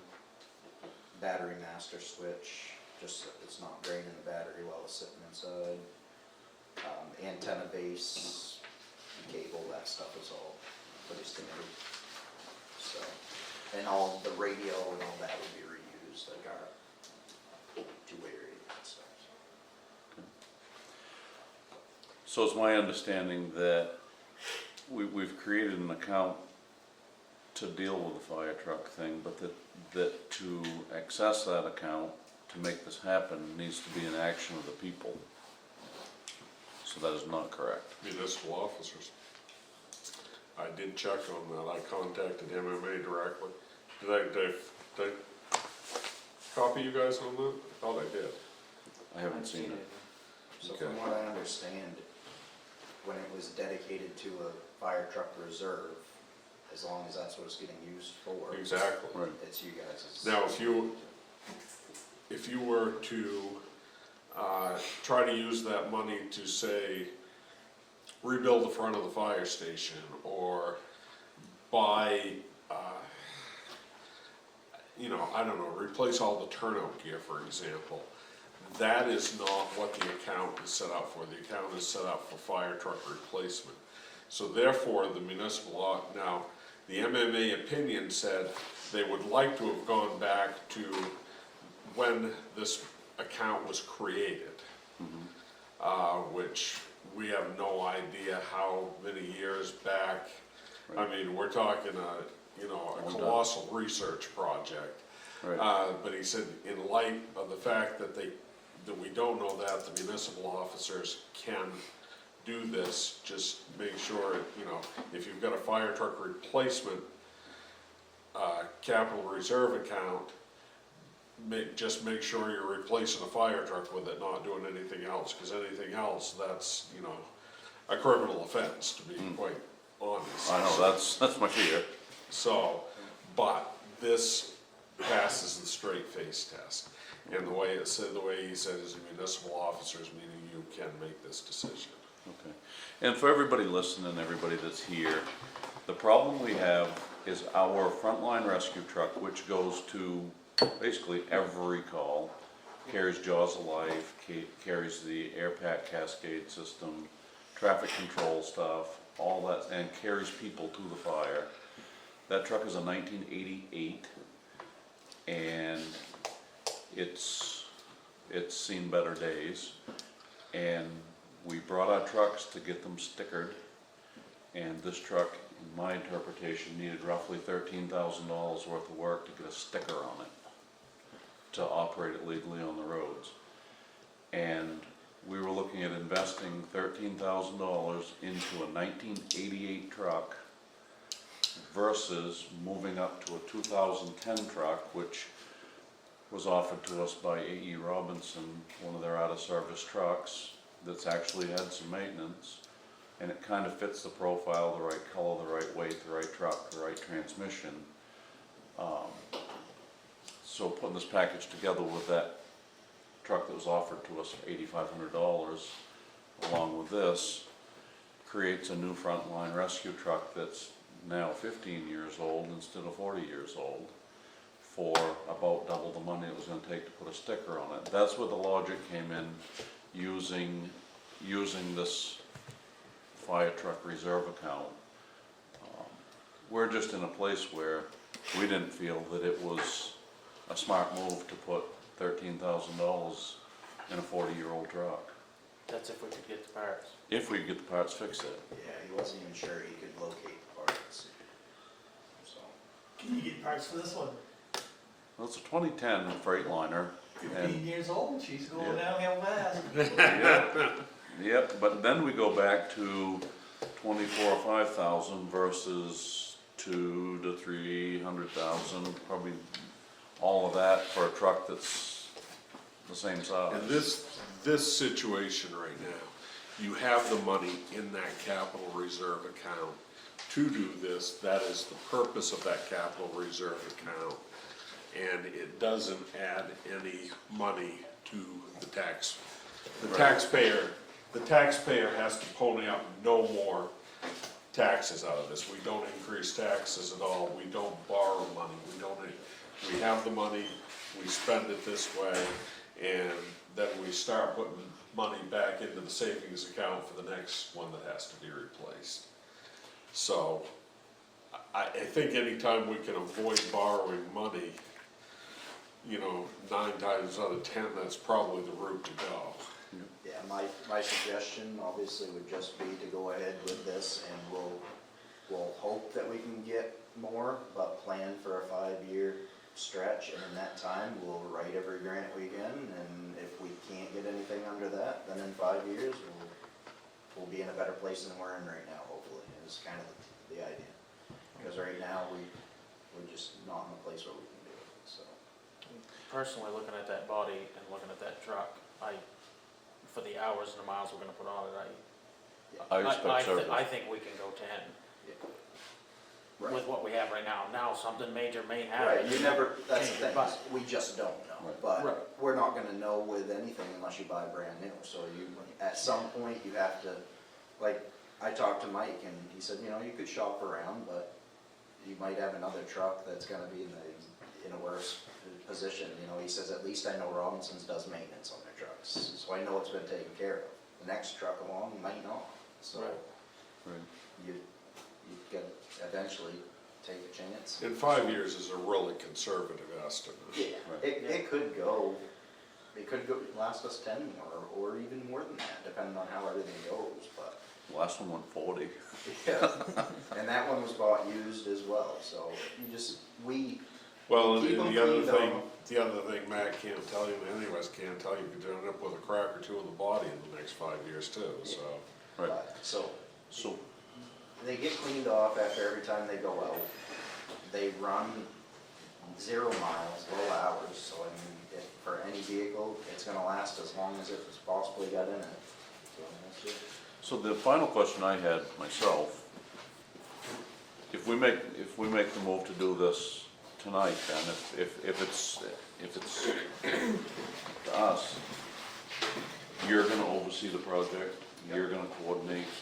Yep, so what I'm doing, and what I've told these guys that I've got quotes from, is once I have a go-ahead or a no, one or the other, I will contact them and set up coordinating, getting the work done. This is the first thing, is probably contact Jamie and actually Yeah. buy the truck. Not 2 weeks. KE Customs for their emergency lighting is looking at a couple of weeks out. But we're looking at that probably to get the body back anyway. So my biggest thing is just trying to coordinate with both of them so that when the truck is done getting the rescue body swapped over, when it gets back here, KE Customs has the parts and the availability to get on it, so we're down as little time as possible. So, have you got coverage, or do you just use personal vehicles to We're- cover? How do you cover? What we're gonna rescue? what we're gonna have to do is we're going to have to take every piece of equipment out of that rescue body and set it out here in the bay. And when we get a call, somebody is going to have to come here with their pickup and throw everything that we may possibly need in the pickup until we get it back. Because there's just no room in the other trucks to get it. Right. And there's not like a loan a fire truck program anywhere, so. Well, I think the other backup piece though you do is you make sure Guilford and Dover and Dexter all know that. And that's, Here, I've so- already even let them know ahead of time that we're looking into this. It hasn't even happened yet, but they know, so, it's something that if we get an accident, we're gonna grab all the struts, airbags and all that stuff, and we're gonna take them in a pickup, and what we need, Yep. it should be there. And that doesn't expose us to liability, you guys, No, we're covered with our POVs anyway, as That's far what I as that goes, That's how it as is. long as we're responding to or from a call. So, so Brian, you've done the homework on this and you're certain that I'm this. comfortable that you guys are doing this. You're replacing a truck with a truck from the account that is for truck replacement, and the MMA person, my interpretation of what he said is that the municipal officers can do this. Now, if you're still not comfortable, you're talking 10 days or a week or so to have a special town meeting, and you can run it through that way. It's not that big a deal to do it, but I feel that you can do it this way with just a vote of yourselves. And this account was created at the last town meeting by the people for this purpose. Yes. We didn't realize we were gonna use it as quickly when we created it until we went to get stickers on our trucks. I know this particular account has even been used for repairs on trucks before. I'm not sure if it is technically okay, but without a town meeting. I know that there was 5,000 taken out of it at one point to fix one of the trucks, because it was a truck account. So, So for, per se, if you needed voter approval, could you just tack it onto the district budget June 10th? Question? You technically probably could, although the town of Sangerville has never done business that way, because that's what they refer to as an Australian ballot, whereas the town has always done things at a town meeting in an open forum, so. It's probably, you're probably able to do that, but it would be kinda ugly. Yeah, kind of that piggyback polytech. I think you're better off just, I think they're better off just the municipal officers just authorizing it. Get her done. I'm good with it. Yep. Okay, so we're gonna need a motion on this. Make a motion, we step forward with the fire truck. Second. Let's vote. Okay, it is a vote. We're moving forward with the fire truck.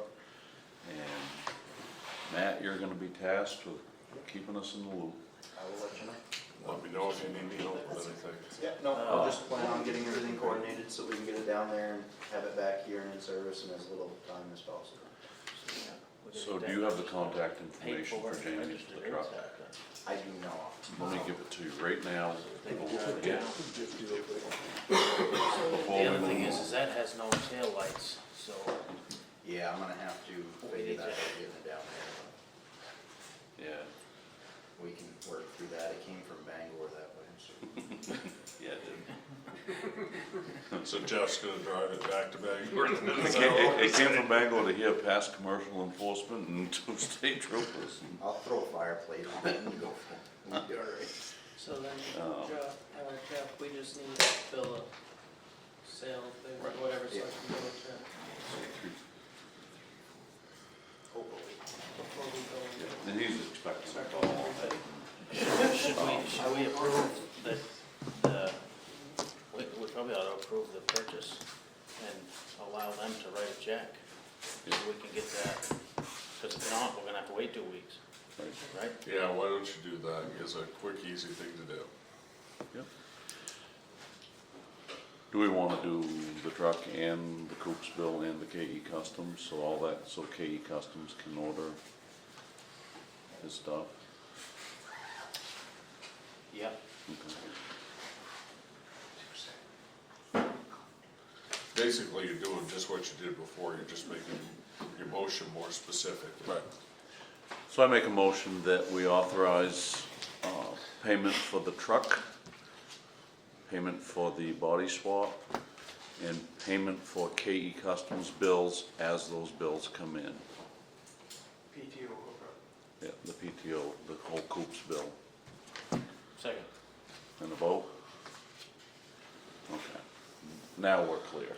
Okay. Now I can write one? I'll contact him tomorrow and then get a check.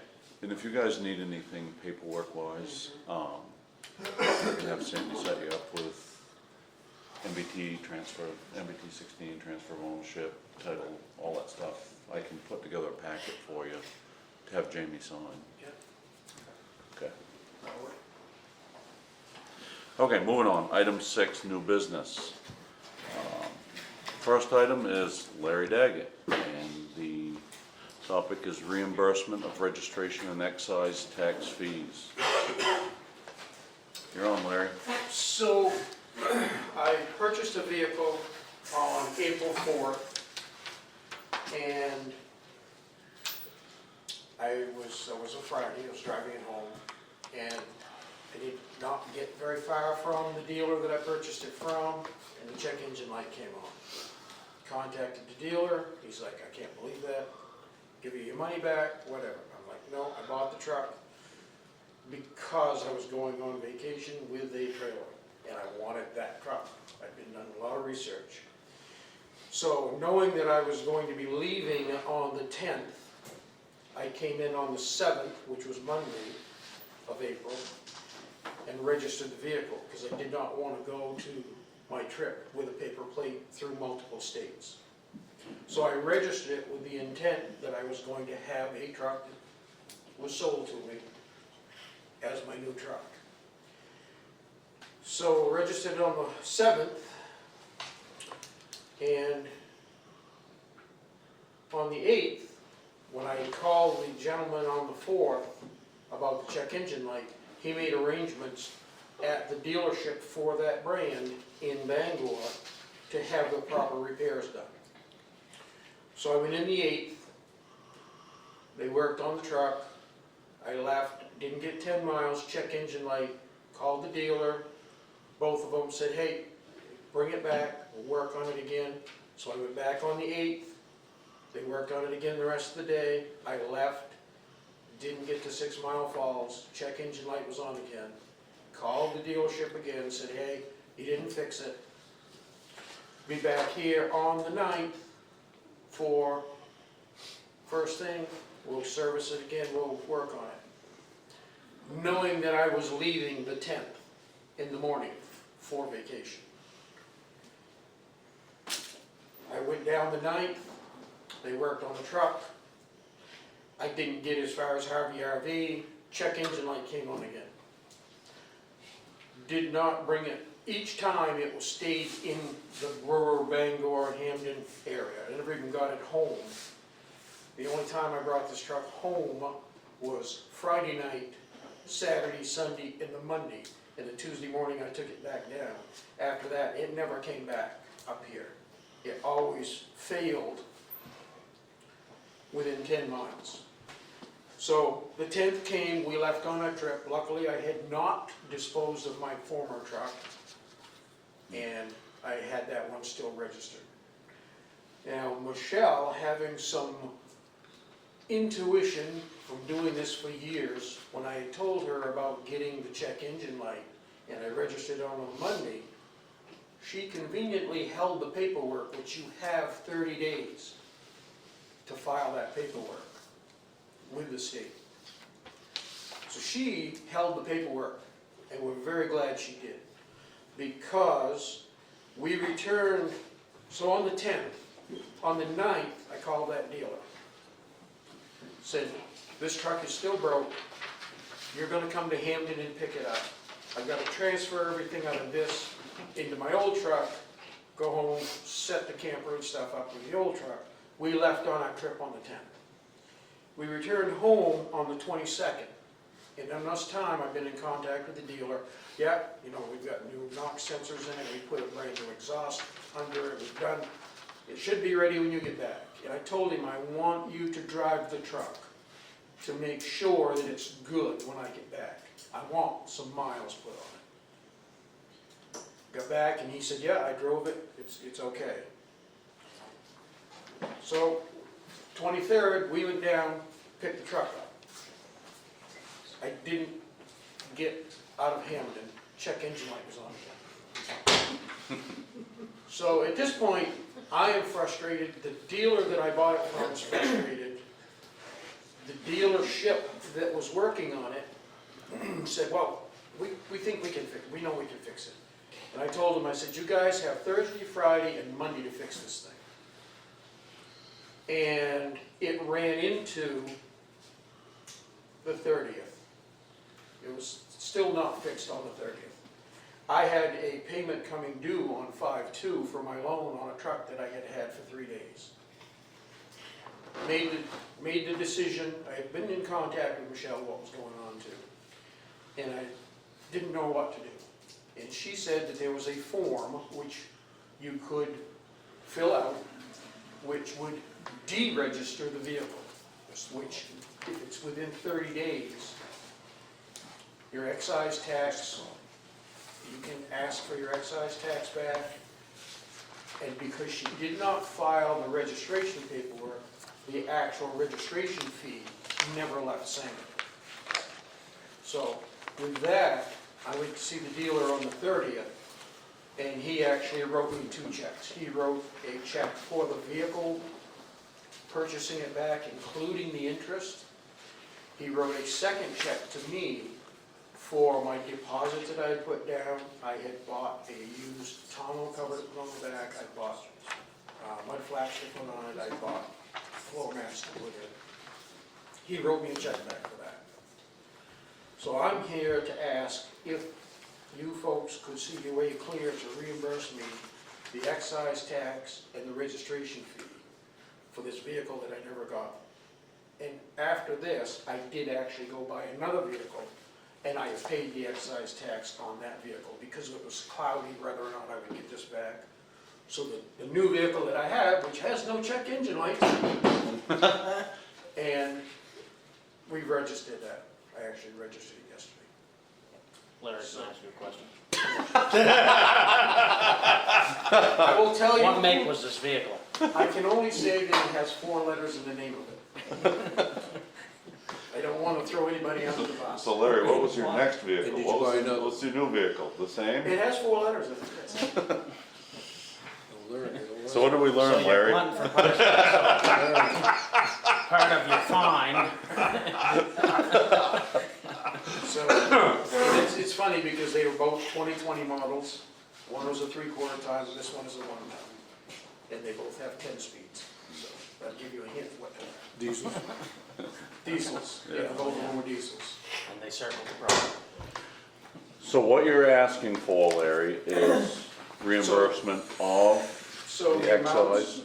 the amounts would be the excise tax of $308.36 and the registration fee of $105, and I don't care about the agent fee of $6. So $413.36 without the agent fee. The agent fee was $6. So, well, and I'm more than welcome to have Michelle put her input onto this. Yep, no, that's next. Because we didn't send the paperwork in, we don't have to go by the rules of the state with the 30 days registration fees. If it's within 30 days, they'll consider getting the money back to the resident, but we didn't do that. I just held it sitting in our bank account right now. So there's no problem, he's already registered his new truck, so it wasn't gonna be messed up between the 2 excises or registration fees. The new truck's all taken care of. We just need permission to send him back the money. I'll give him back the money. Okay. So this, as far as the state's concerned, this registration never happened. And it never happened because I never let the paperwork leave the office. So if you were to keep it, where would you put it? Exactly, Because it never happened. right, exactly. So, no, I mean, he's due because he doesn't have the truck. Right. I'd make a motion, we write Larry a check for $413 and whatever the change was. Vote. Certainly appreciate that, folks. Larry, Question. Mike thinks you're a slow learner. I've never been accused of being super fast. The next time I buy a vehicle, I come in and, hey, can you hold this paperwork for 30 days to make sure I'm okay with my truck? I mean, you kind of said that. Yeah. I Well, know, will you hold back the 30 days on people that wanted help to make sure the truck's gonna do The what it's supposed the to? only reason I did that is because he came in and said he was having trouble with the truck. Well, yeah, but I. Never got it home. Yeah, he didn't get home. that's- Wow, okay.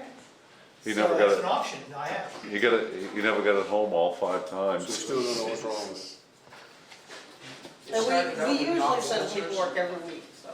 and they changed the NOx sensors, both of them twice. But you can't go 30 days. They changed the full DPF exhaust system out of it. The dealer that I bought this from had over $12,000 in repairs in it, and it still wasn't working. It turns out, we were able to cipher out and tease out information that when they put the exhaust system on, somehow they did something, they put a filter in backwards, and there were some O-rings involved on something they had done. They forgot to put the O-rings into. So they messed the truck up, that dealership messed the truck up. And, yeah, I never got it. Okay, so let's move on. Can't move forward anymore. Item B, Forestry Committee. This one's simple, I just wanted to basically advise the board that we're gonna get the forestry committee active again. Josh has been out, Orman Gray has come to me. There's a lot of, the town woodlots need attention.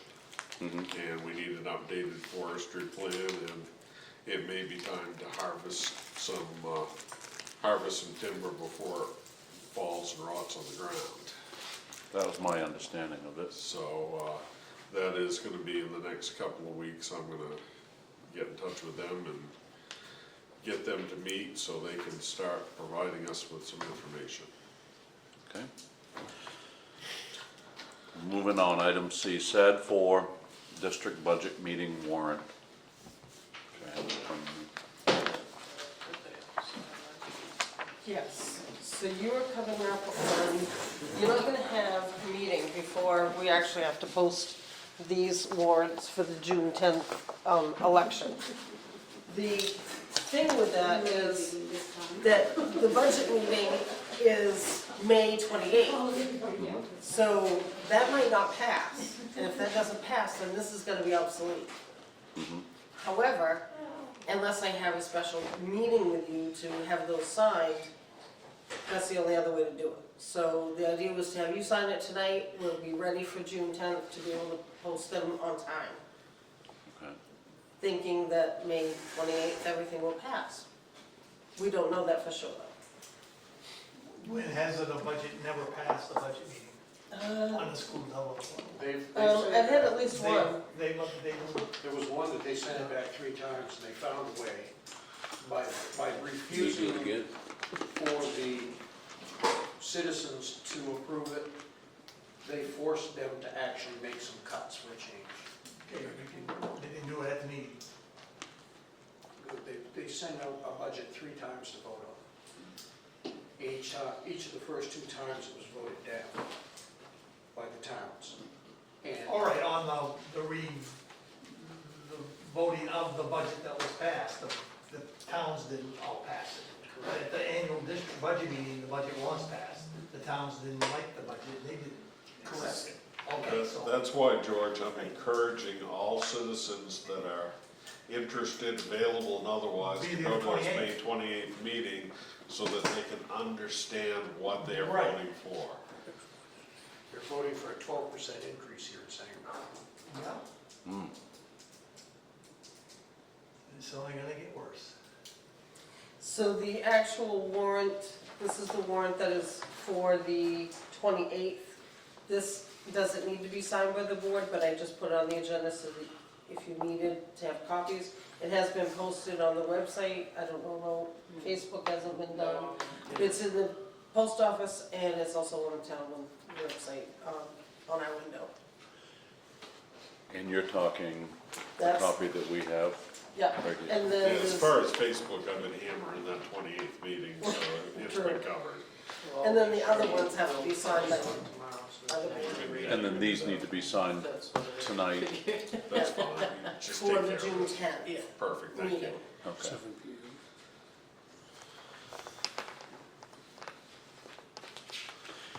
And if that does not fly, then, Those are obsolete and we go back and try it again.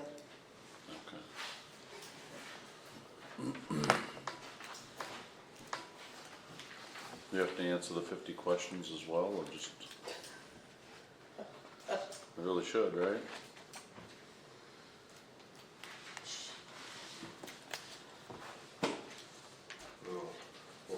vote, you should. Yeah. So you need a signature on each one of these pages, Michelle? Yeah, please.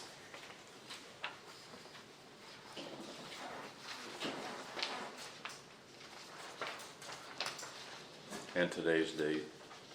Yes, yep.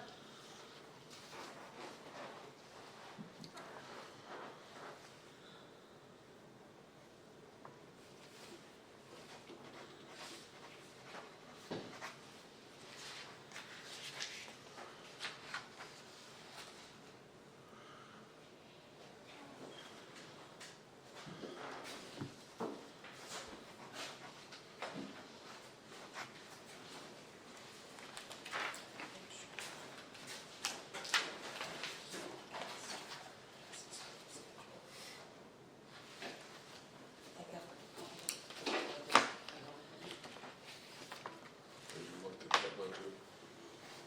I have. Yeah, I really haven't, to be honest. I wish I had. I too have looked at it. Yeah. Not in love with what I see. I didn't like the very first line of it. But started to hear it off bad. Turned to years ready and some. Yeah, oh, yeah, I was, yeah.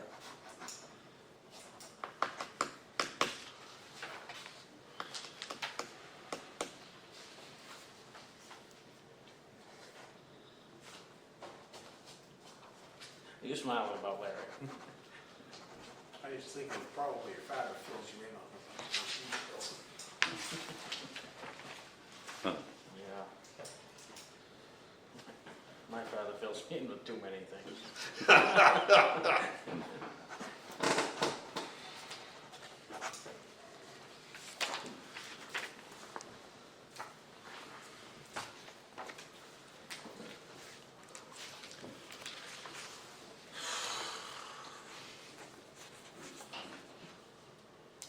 That's one of the most stressful pieces to this job right there, that school budget. God, that's a big piece of money.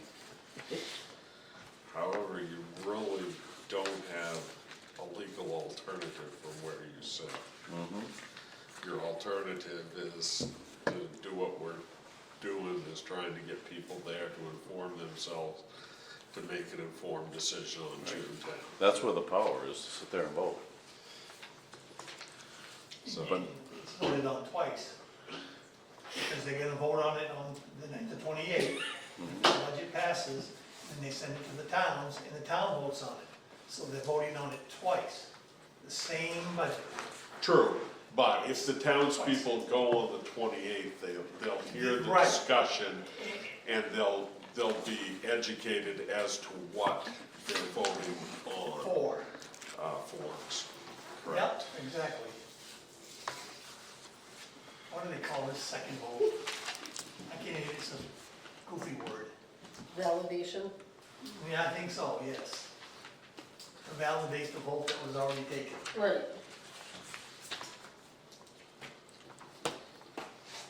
See, I gotta be honest, I live in Dover, my kid's through school, so I've never looked at, SAD4's budget other than I looked at the increase and said, Well, look at your district's budget, you don't even have high school. You just got a K-8. Michelle, was the validation included in the warrant? That's what you just put. Both are included, that's, if I don't That's know all. what I know, I Dover know. Foxcroft is People- doing. People, they don't realize it.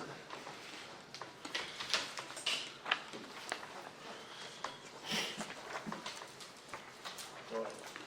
okay. So we've addressed items C and D at the same time, the district budget meeting warrant and the warrant for the June budget validation.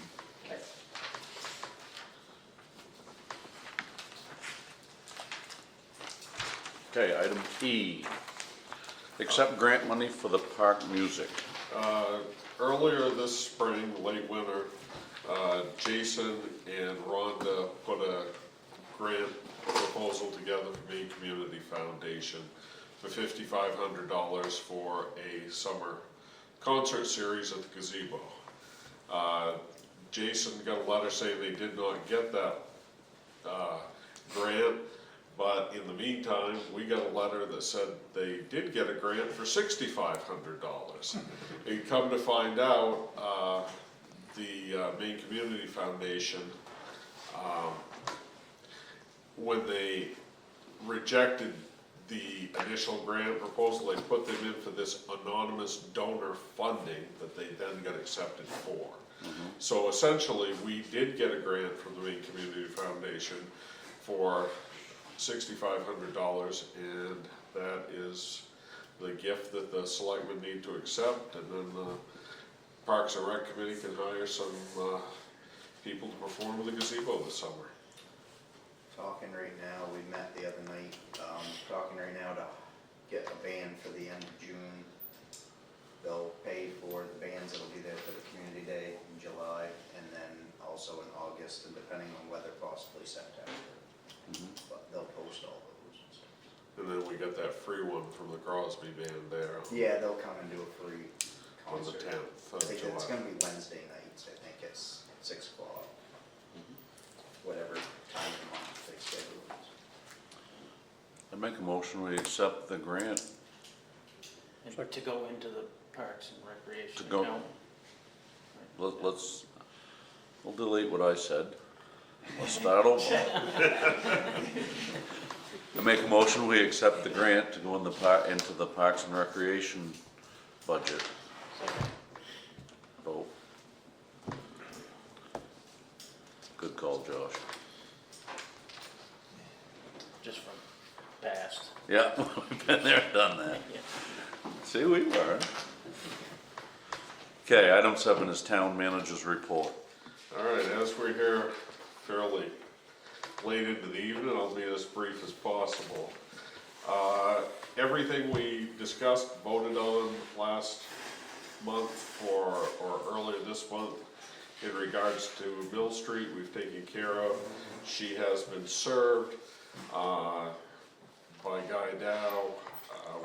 She has 30 days at this point to make improvements or do something, as we kind of beat that horse to death the other night.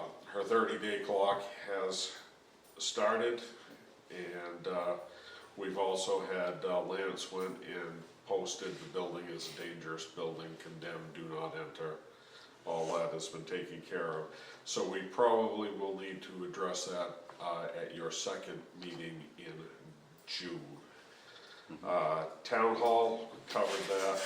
Cemeteries, Orman and I did a cemetery tour last week. He started mowing, cleanup, started with the village cemetery. He repaired the water line there for us. And he's got a plan to have everything in great shape by Memorial Day, as much as Mother Nature will allow him to. And Michelle and I going in 5 of them today, they looked great, in my So- opinion. Everything was, around every stone, everything, it was, looked really nice, and we went in 5 out of 7 today, so. No kidding. That's good. Yeah, We have flags in 5 because out of 7 right now. Because of the situation with the American Legion, as everyone knows, the post in town closed combined with the Guilford one. I've been in a fair amount of contact with Brian Knowlton, who's the commander of the Guilford post. They're doing the best they can, but they're hurting. They just don't have the people. I felt very strongly, and I know other people did as well, that our veterans and our cemeteries deserve flags on their stones. I had, actually, Michelle and Kelsey did that for me today. They went to World of Flags. We picked up 350 flags, and they took the cemetery list, thank you ladies, and did 5 of the 7 cemeteries first thing tomorrow, 9 o'clock tomorrow morning. I'm gonna start in the village cemetery, and then we'll move from there for the Knowlton Mill Cemetery, so no later than, unless something gets really screwed up tomorrow, no later than probably noontime on Friday, we should have a new flag on every veteran's grave in the town of Sangerville. They mapped out pretty good, Brian, so you can find them. How did the maps work? I mean, the placard's good where you put the flags and all Well, that. not all of them, No. but the little white, pieces of wood that they have been using for holders, weren't there. We Most found of them. maybe 5 out of the 5 cemeteries. So just put it right in. So we just put them in the ground. We got different flags than we usually do, once I think points what- this time. What we'll do is we'll go ahead and I'll do it the way you guys did it, and, then next year, between now and next year, I'll talk with the Legion and see if we can get, what we can do about getting flag holders out there. There were a few that did have the flag holders, the veteran, but not many. Moving on to Memorial Day, the American Legion will be doing a quick Memorial Day service at the monument here at 8:30. Very brief, I think Brian told me he's still trying to nail down whether or not he could get the school band, but they were gonna have, I think the sheriff's office is gonna do the drill team piece of it, and so. And that's 8 o'clock, 8:30? 8:30, and it's gonna be very quick, cause I think they're doing 8:39 and 9:30 between the 3 towns.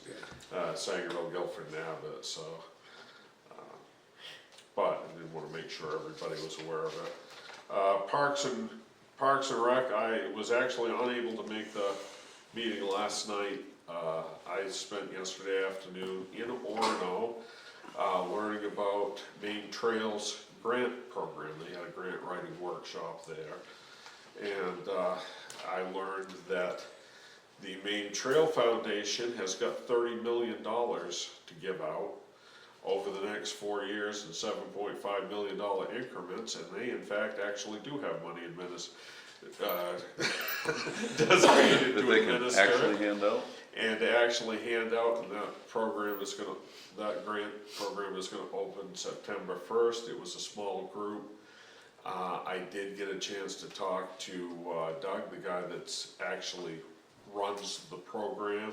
He was very positive about stuff we were talking about in Sangerville, and I really wanna talk some more with Parks and Rec over this. I think this trail we're talking about doing this summer, we'll probably be able to do the trail. We might be able to get some signage out of this grant for it for next year. And, but I know, I think Michelle told me, and some other people have told me that,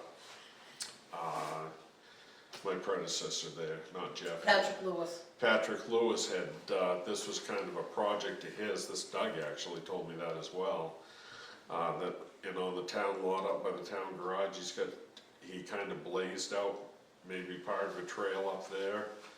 And, wanted to kind of look into maybe doing that, and this is for all trails, multi-use trails, ATV trails, snowmobile, whatever. But, I really kind of motivated, the grant writing on the town building's been so challenging. I'm kind of motivated to see if we can get us some trail money and get some trails made around town. So again, I'm gonna talk with Parks and Rec about that. I also probably remember a few months ago, ATV Club was in here, and I wanted to maybe talk with them about what we can do with ATV trails. I have researched laws a little bit, and kind of like to figure out a way, and I think we can do it, of getting an ATV trail out to a certain business on the McFeeters Road. We are working on it, and maybe some of this grant money might fall into that as well. That's what I was thinking, that'd be great.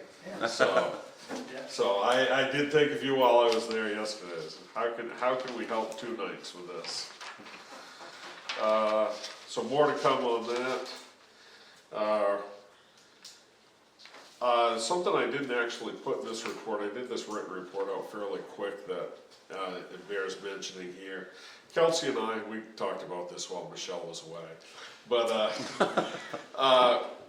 Kelsey had some great ideas. We were talking about maybe trying to help, do what we can do to help promote businesses in town. And we bounced around a bunch of ideas, but maybe one of the things Kelsey says, maybe we pick a business every week and, we profile that business. Somehow I do something about them in my Facebook post. We feature them on the town website. We maybe throw up a sign about them in the town office. Put t-shirts on if we have them of the it's an idea that's really in its infancy, we need to do some more work on. This week's Big Rock, he brought shirts the other day and 3 pages of information that I gotta figure out. So we're kind of putting that together on the fly here. Did everybody get a chance to see the Piscataquis Observer last week? No? No, No? Sangerville was on the front page. Oh, man, and I missed it. I read. I read it, yeah. So we're trying to get some of that promotion stuff out there. what is a shaker and mover or what? Why not, George? I don't know, I'm just curious. Oh, Good you know, news, good news.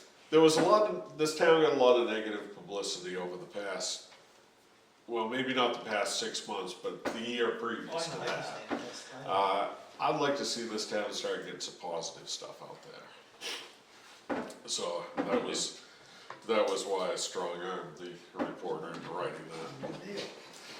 on us. So, that's pretty much what I have from the town manager side. Road commissioner, we had a little glitch in our road grading. I think probably everybody knows about that by now.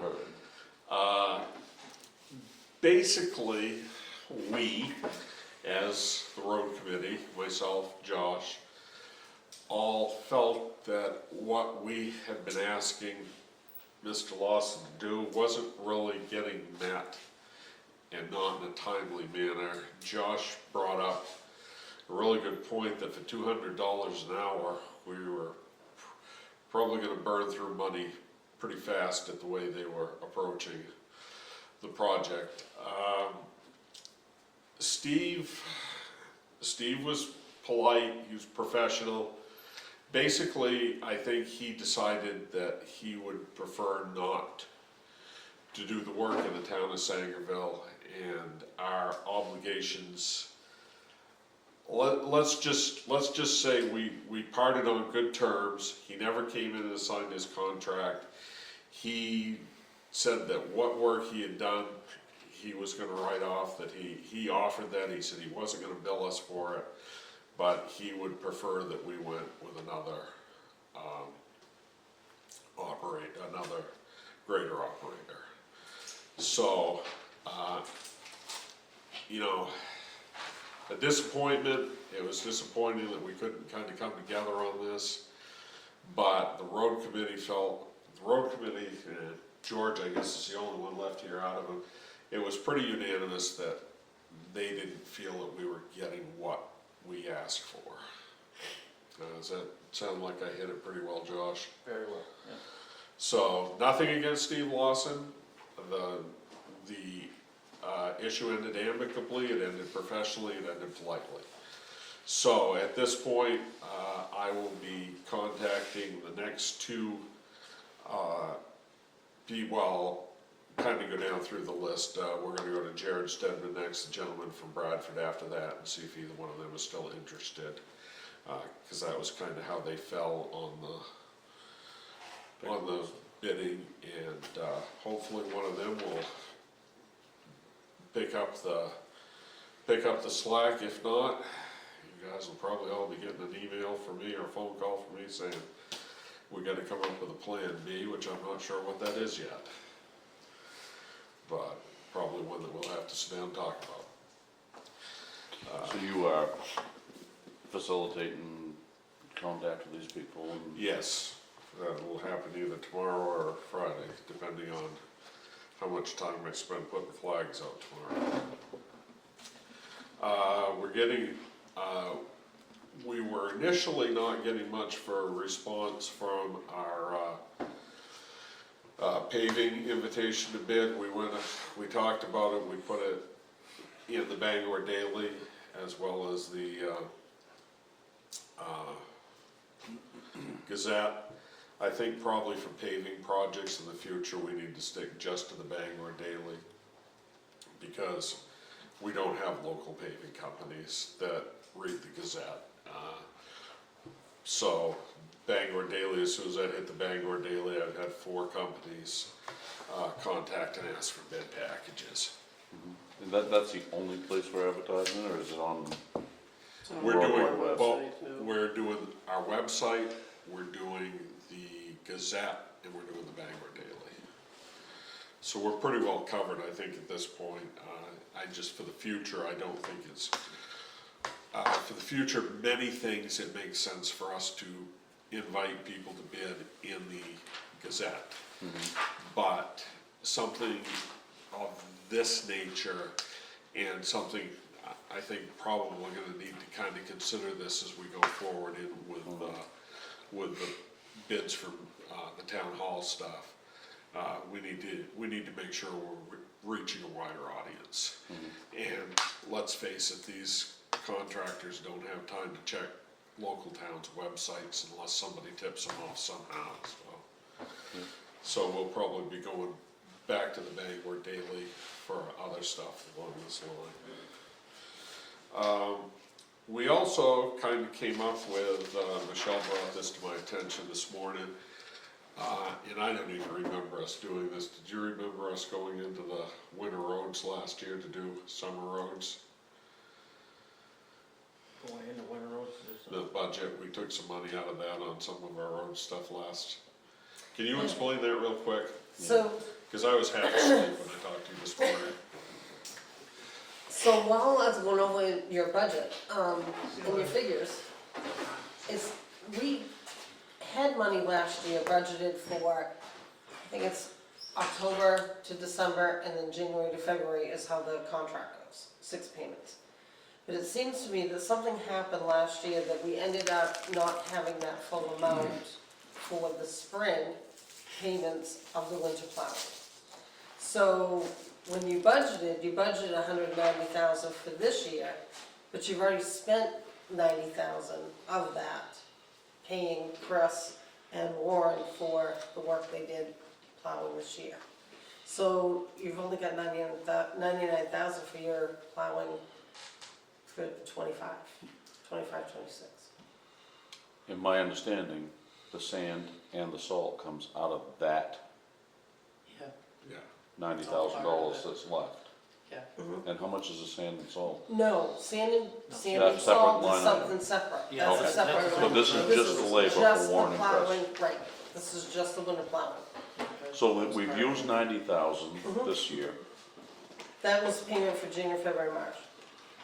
So normally, we don't get into the snow until November or December, and we've used half our budget. So that sounds like it's kinda in line then. Well, if you haven't got your bids in yet for your plowing. well, you don't this- bid, you don't budget for next year on your, you don't, we would have to roll the budget over, and that can't be approved till town meeting time. Right, I think the thing, basically, I kind of, as I thought about this as we went through the day, I think it's premature to really have any discussion on this until we have the bids. The bids are due in at our next select board meeting. We open the bids, we see where we are. We may have to make an adjustment of some funds within the road budget. Because we may not have enough to So cover. the flag is being thrown up now, right. so that if we have to make that adjustment, we don't deplete the budget we have to adjust out of. Right, Am I So- following Problem that is we right? can't- yes, and I wanted to get a hold of all of you ahead of time because this is a big subject. I will contact the auditors tomorrow and double check and make absolutely sure that if we needed to carry money forward and I didn't do it, they're gonna make those adjustments anyway, but just to double check and see if that's gonna take place. That will change your figures. So the other problem is the way we did our articles, we can't take money from, That one I'm not because sure, we listed it out in the article. I'm not sure about Right. that, Josh. Not 100% sure, I looked at Because that. I think in the article it was broken right down for And each we- line item. Yes, and we did that because we Wanted to- wanted everybody to see where we were at and why we needed this amount of money. Right. But in this case, it hurts us, because if we go over on one, Can't then rob we from the can't other. rob from the other, you know, That's what I was wondering, because it was broken down, which makes it a line item. right? Because last year it was all under a blanket thing, so we had the extra money from snow plowing, so we can get more road work done because, and I thought we had had several discussions about that, but I get where you're coming from now. I wonder if none of us thought about it last year. I don't think we I did. think that's exactly what happened. But I don't know why you would over budget, even still, because, Well, your snow plowing, they've always done it so that they cover the season rather than cover the year. That's where you get snagged up. but every other budget, we pay all spring and then we back cover. How, So why wouldn't snow plowing work the same way? And, you know, I know that's what they've done in the past, is they've. this 3 months is and all 3 under months the is same season. article law. There weren't separate articles for winter and summer roads. It was in one It's- article, but it's broken down It's by broken line. down by different line items. right, And we did that to be transparent, where we were getting so much money for roads. right. So it didn't look quite so bad, because we were putting some of that extra money in, highway block grant money and that We're- stuff. Worst case scenario, I mean, we may have to adjust our summer road plan and go to a special town meeting and move some money from somewhere in summer roads to winter roads, is the way I see it, because I think Or ask for it at a reserve. or ask for it out of reserve, yeah. It's not an insurmountable problem, I mean, it's not doomsday. Good idea to be on it now. And Yes, really- George, you But I got wanted to make sure where she I brought it understand now there is no fall 25 contract anywhere. It doesn't And that's exist. not- Okay. We haven't had anybody get a bid package yet, have we? No, not that we've. We may not have a contractor. You might not have a contractor. No. Mm. Yeah. Yeah, and that, if we don't have the same contractor, where are we at? So we need to. We need to pay attention. And that's the whole purpose of this, it's like, no surprises, you know. Michelle brought this to my attention today, I asked her yesterday to take a look at the books and where we are with money and stuff, where we're getting close to the end of our tax year, and she brought this to my attention this morning.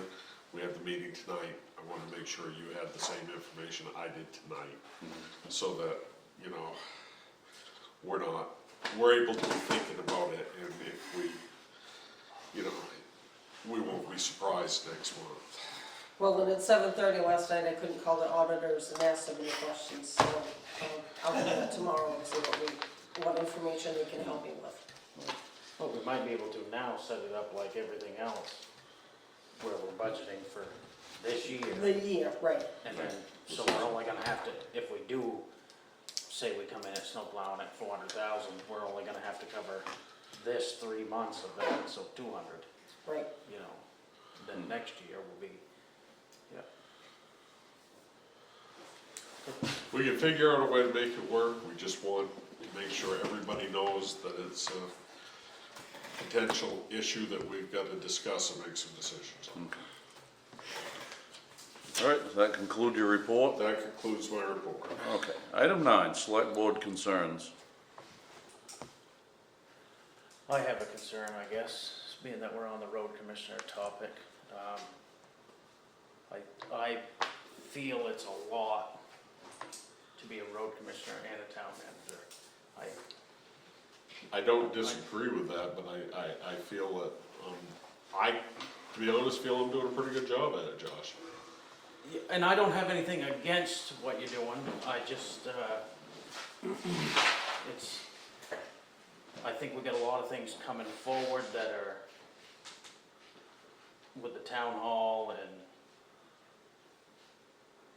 well, a lot of it's the town hall, I don't know, I'm very much at a crossroads on this one. I was real nervous when we did it at the beginning and we said we tried as an interim and, Well, I'm, to be quite honest, I'd like to stay with things the way they are. I think I'm doing a good job, I think I can continue to do a good job. yeah. And appreciate your concern. Right.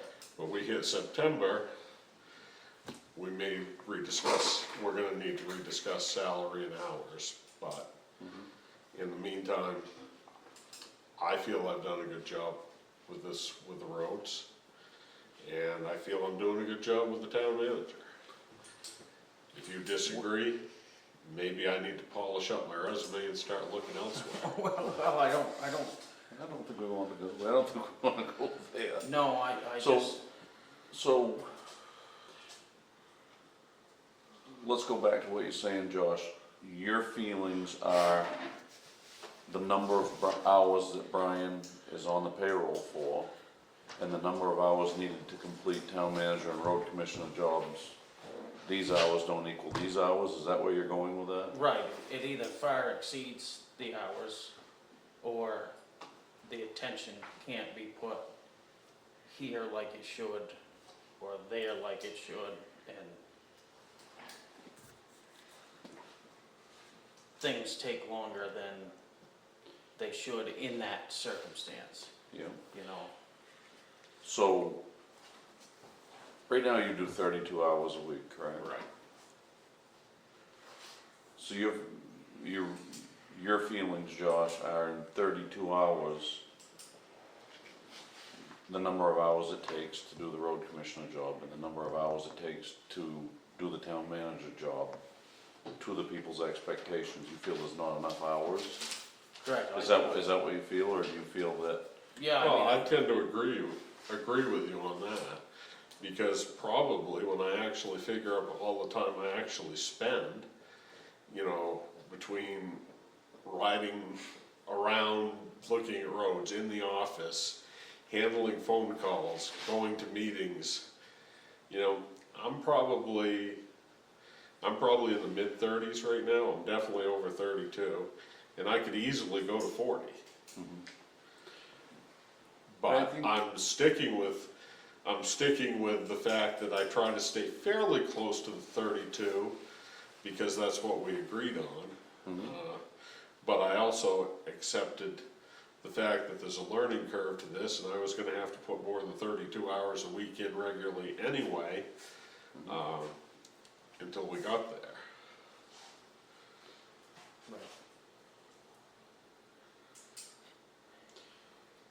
and being in, sometimes there's need to be in two places at one time, and yeah. That's probably honestly my biggest concern is I feel you gotta be in the office to handle things there.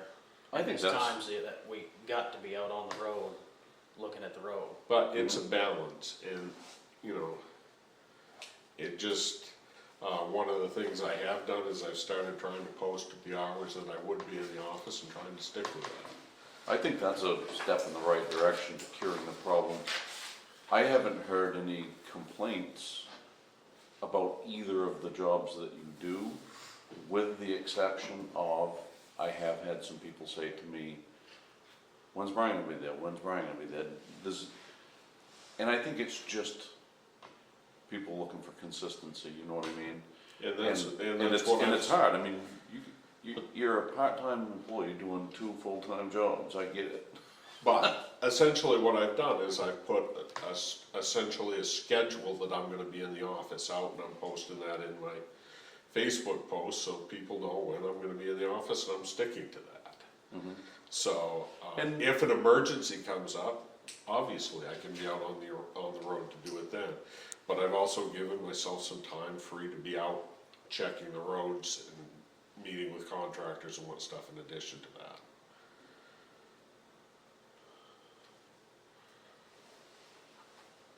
As far as what I've heard, that's the only complaint really, Brian, is, you know, just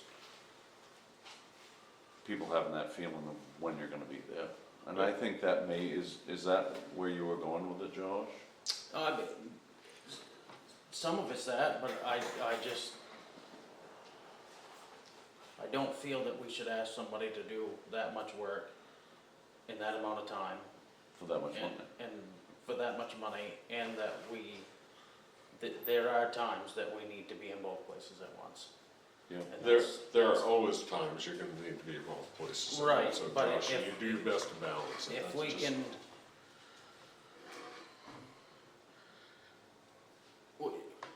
I mean, I was adamant at the beginning when we was looking for a town manager that we kept the two separate, cause they needed to be separate. We was willing to try it, and I, Quite honestly, I would be reevaluating if we go another route. I'll be 100% honest with you that way.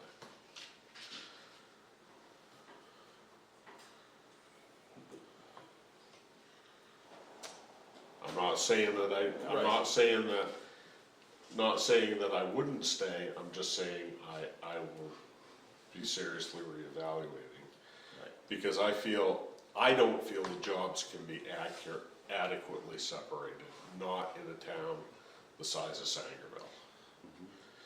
If you had a public works department with a public works director, you could make them their road commissioner and the town manager could oversee them. You don't have that here. As it is with adding a road commissioner in, you'd be adding an extra layer. It would be somebody I would have to supervise, no, a road commissioner and a town manager are at the same level. and that would be even worse. Well, that's the way that. But so, again, you know, I'm not saying that if you make that decision, I would resign, but I certainly would reevaluate it, and there's probably a pretty good chance I'd be looking to go elsewhere. We don't like gray area, there's no gray area. No. That would be your choice, but I don't know, I'm pretty strong on this one, I think that's the way we need to go. But, That's been this issue has been an issue for the town for Ever. 25 years. right, It has. And, At least since this is Public Works has nothing been gone. well, yeah, but even before that, but no. I'm glad to see you talking about it, and it's good points, but it's, Well, that's the whole thing. We as a group no. and are able to have discussions like this, and it's healthy. It's what we need to do. Extremely healthy. But, yep, I'm gonna shut up. you're all right,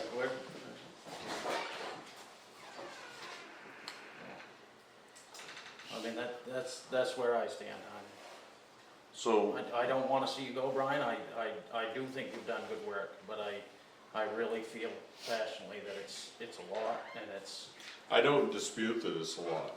And yes, I would like to have a little bit more money and be able to put a little bit more time into it. I'm willing to negotiate that part of it with you, but, I think it would make my job incredibly difficult if you were to put another person in this position. the additional layer. Yeah, the additional layer, the additional, you know, the competition for, it just, I would find it very difficult to have somebody else in that position. And I don't think it's necessary. I think I can do the job, and I think I have been doing the job. And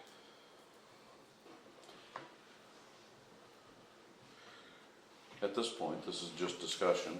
It's something that's brought forward.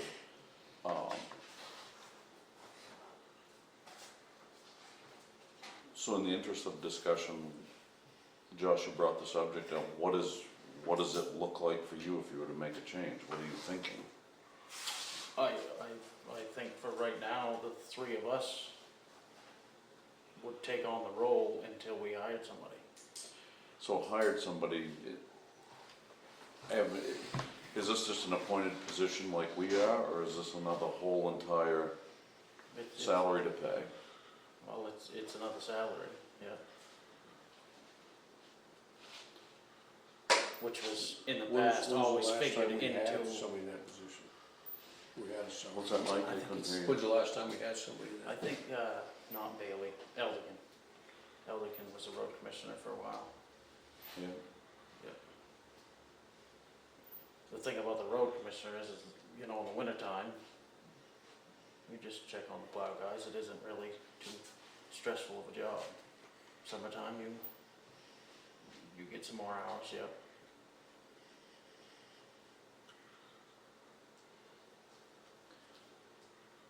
Well, at this point, I think everybody's brought everything to the table for discussion. At this point, obviously, we're not gonna make a decision on something like this tonight.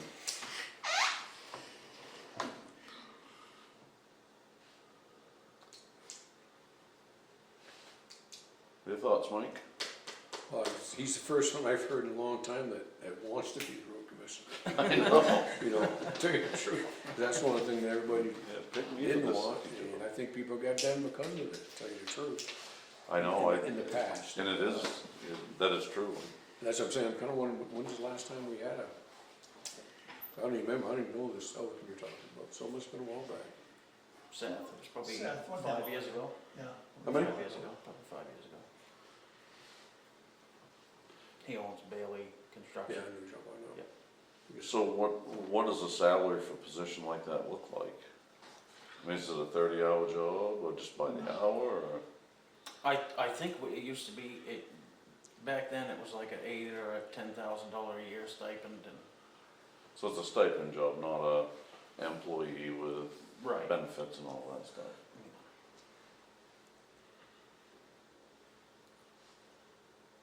And the way that's laid out is that the road commissioner works like the town manager, not for the select board, but under the select board, you know, they're one in the same level, according to MMA.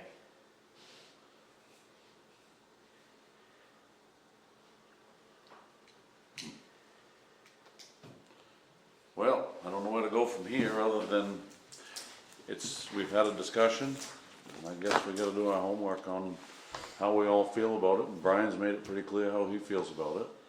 And I'm not And saying, I respect you for that. and I'm not saying that if you do this, I will walk. Right, I'm just saying that, you know, I have been very happy here, and I think this may change that equation, and I'll be upfront and honest that when I took this job, I was planning on being here for multiple years. However, this may change the equation. I got it If you loud make- and clear. If you make the decision, you're not gonna get a resignation from me that day, but, understand, you may have other towns calling you and asking what kind of employee I've been as a town manager. Yeah, I respect you for sharing the way you feel about it. That is how you get things done, is just be honest.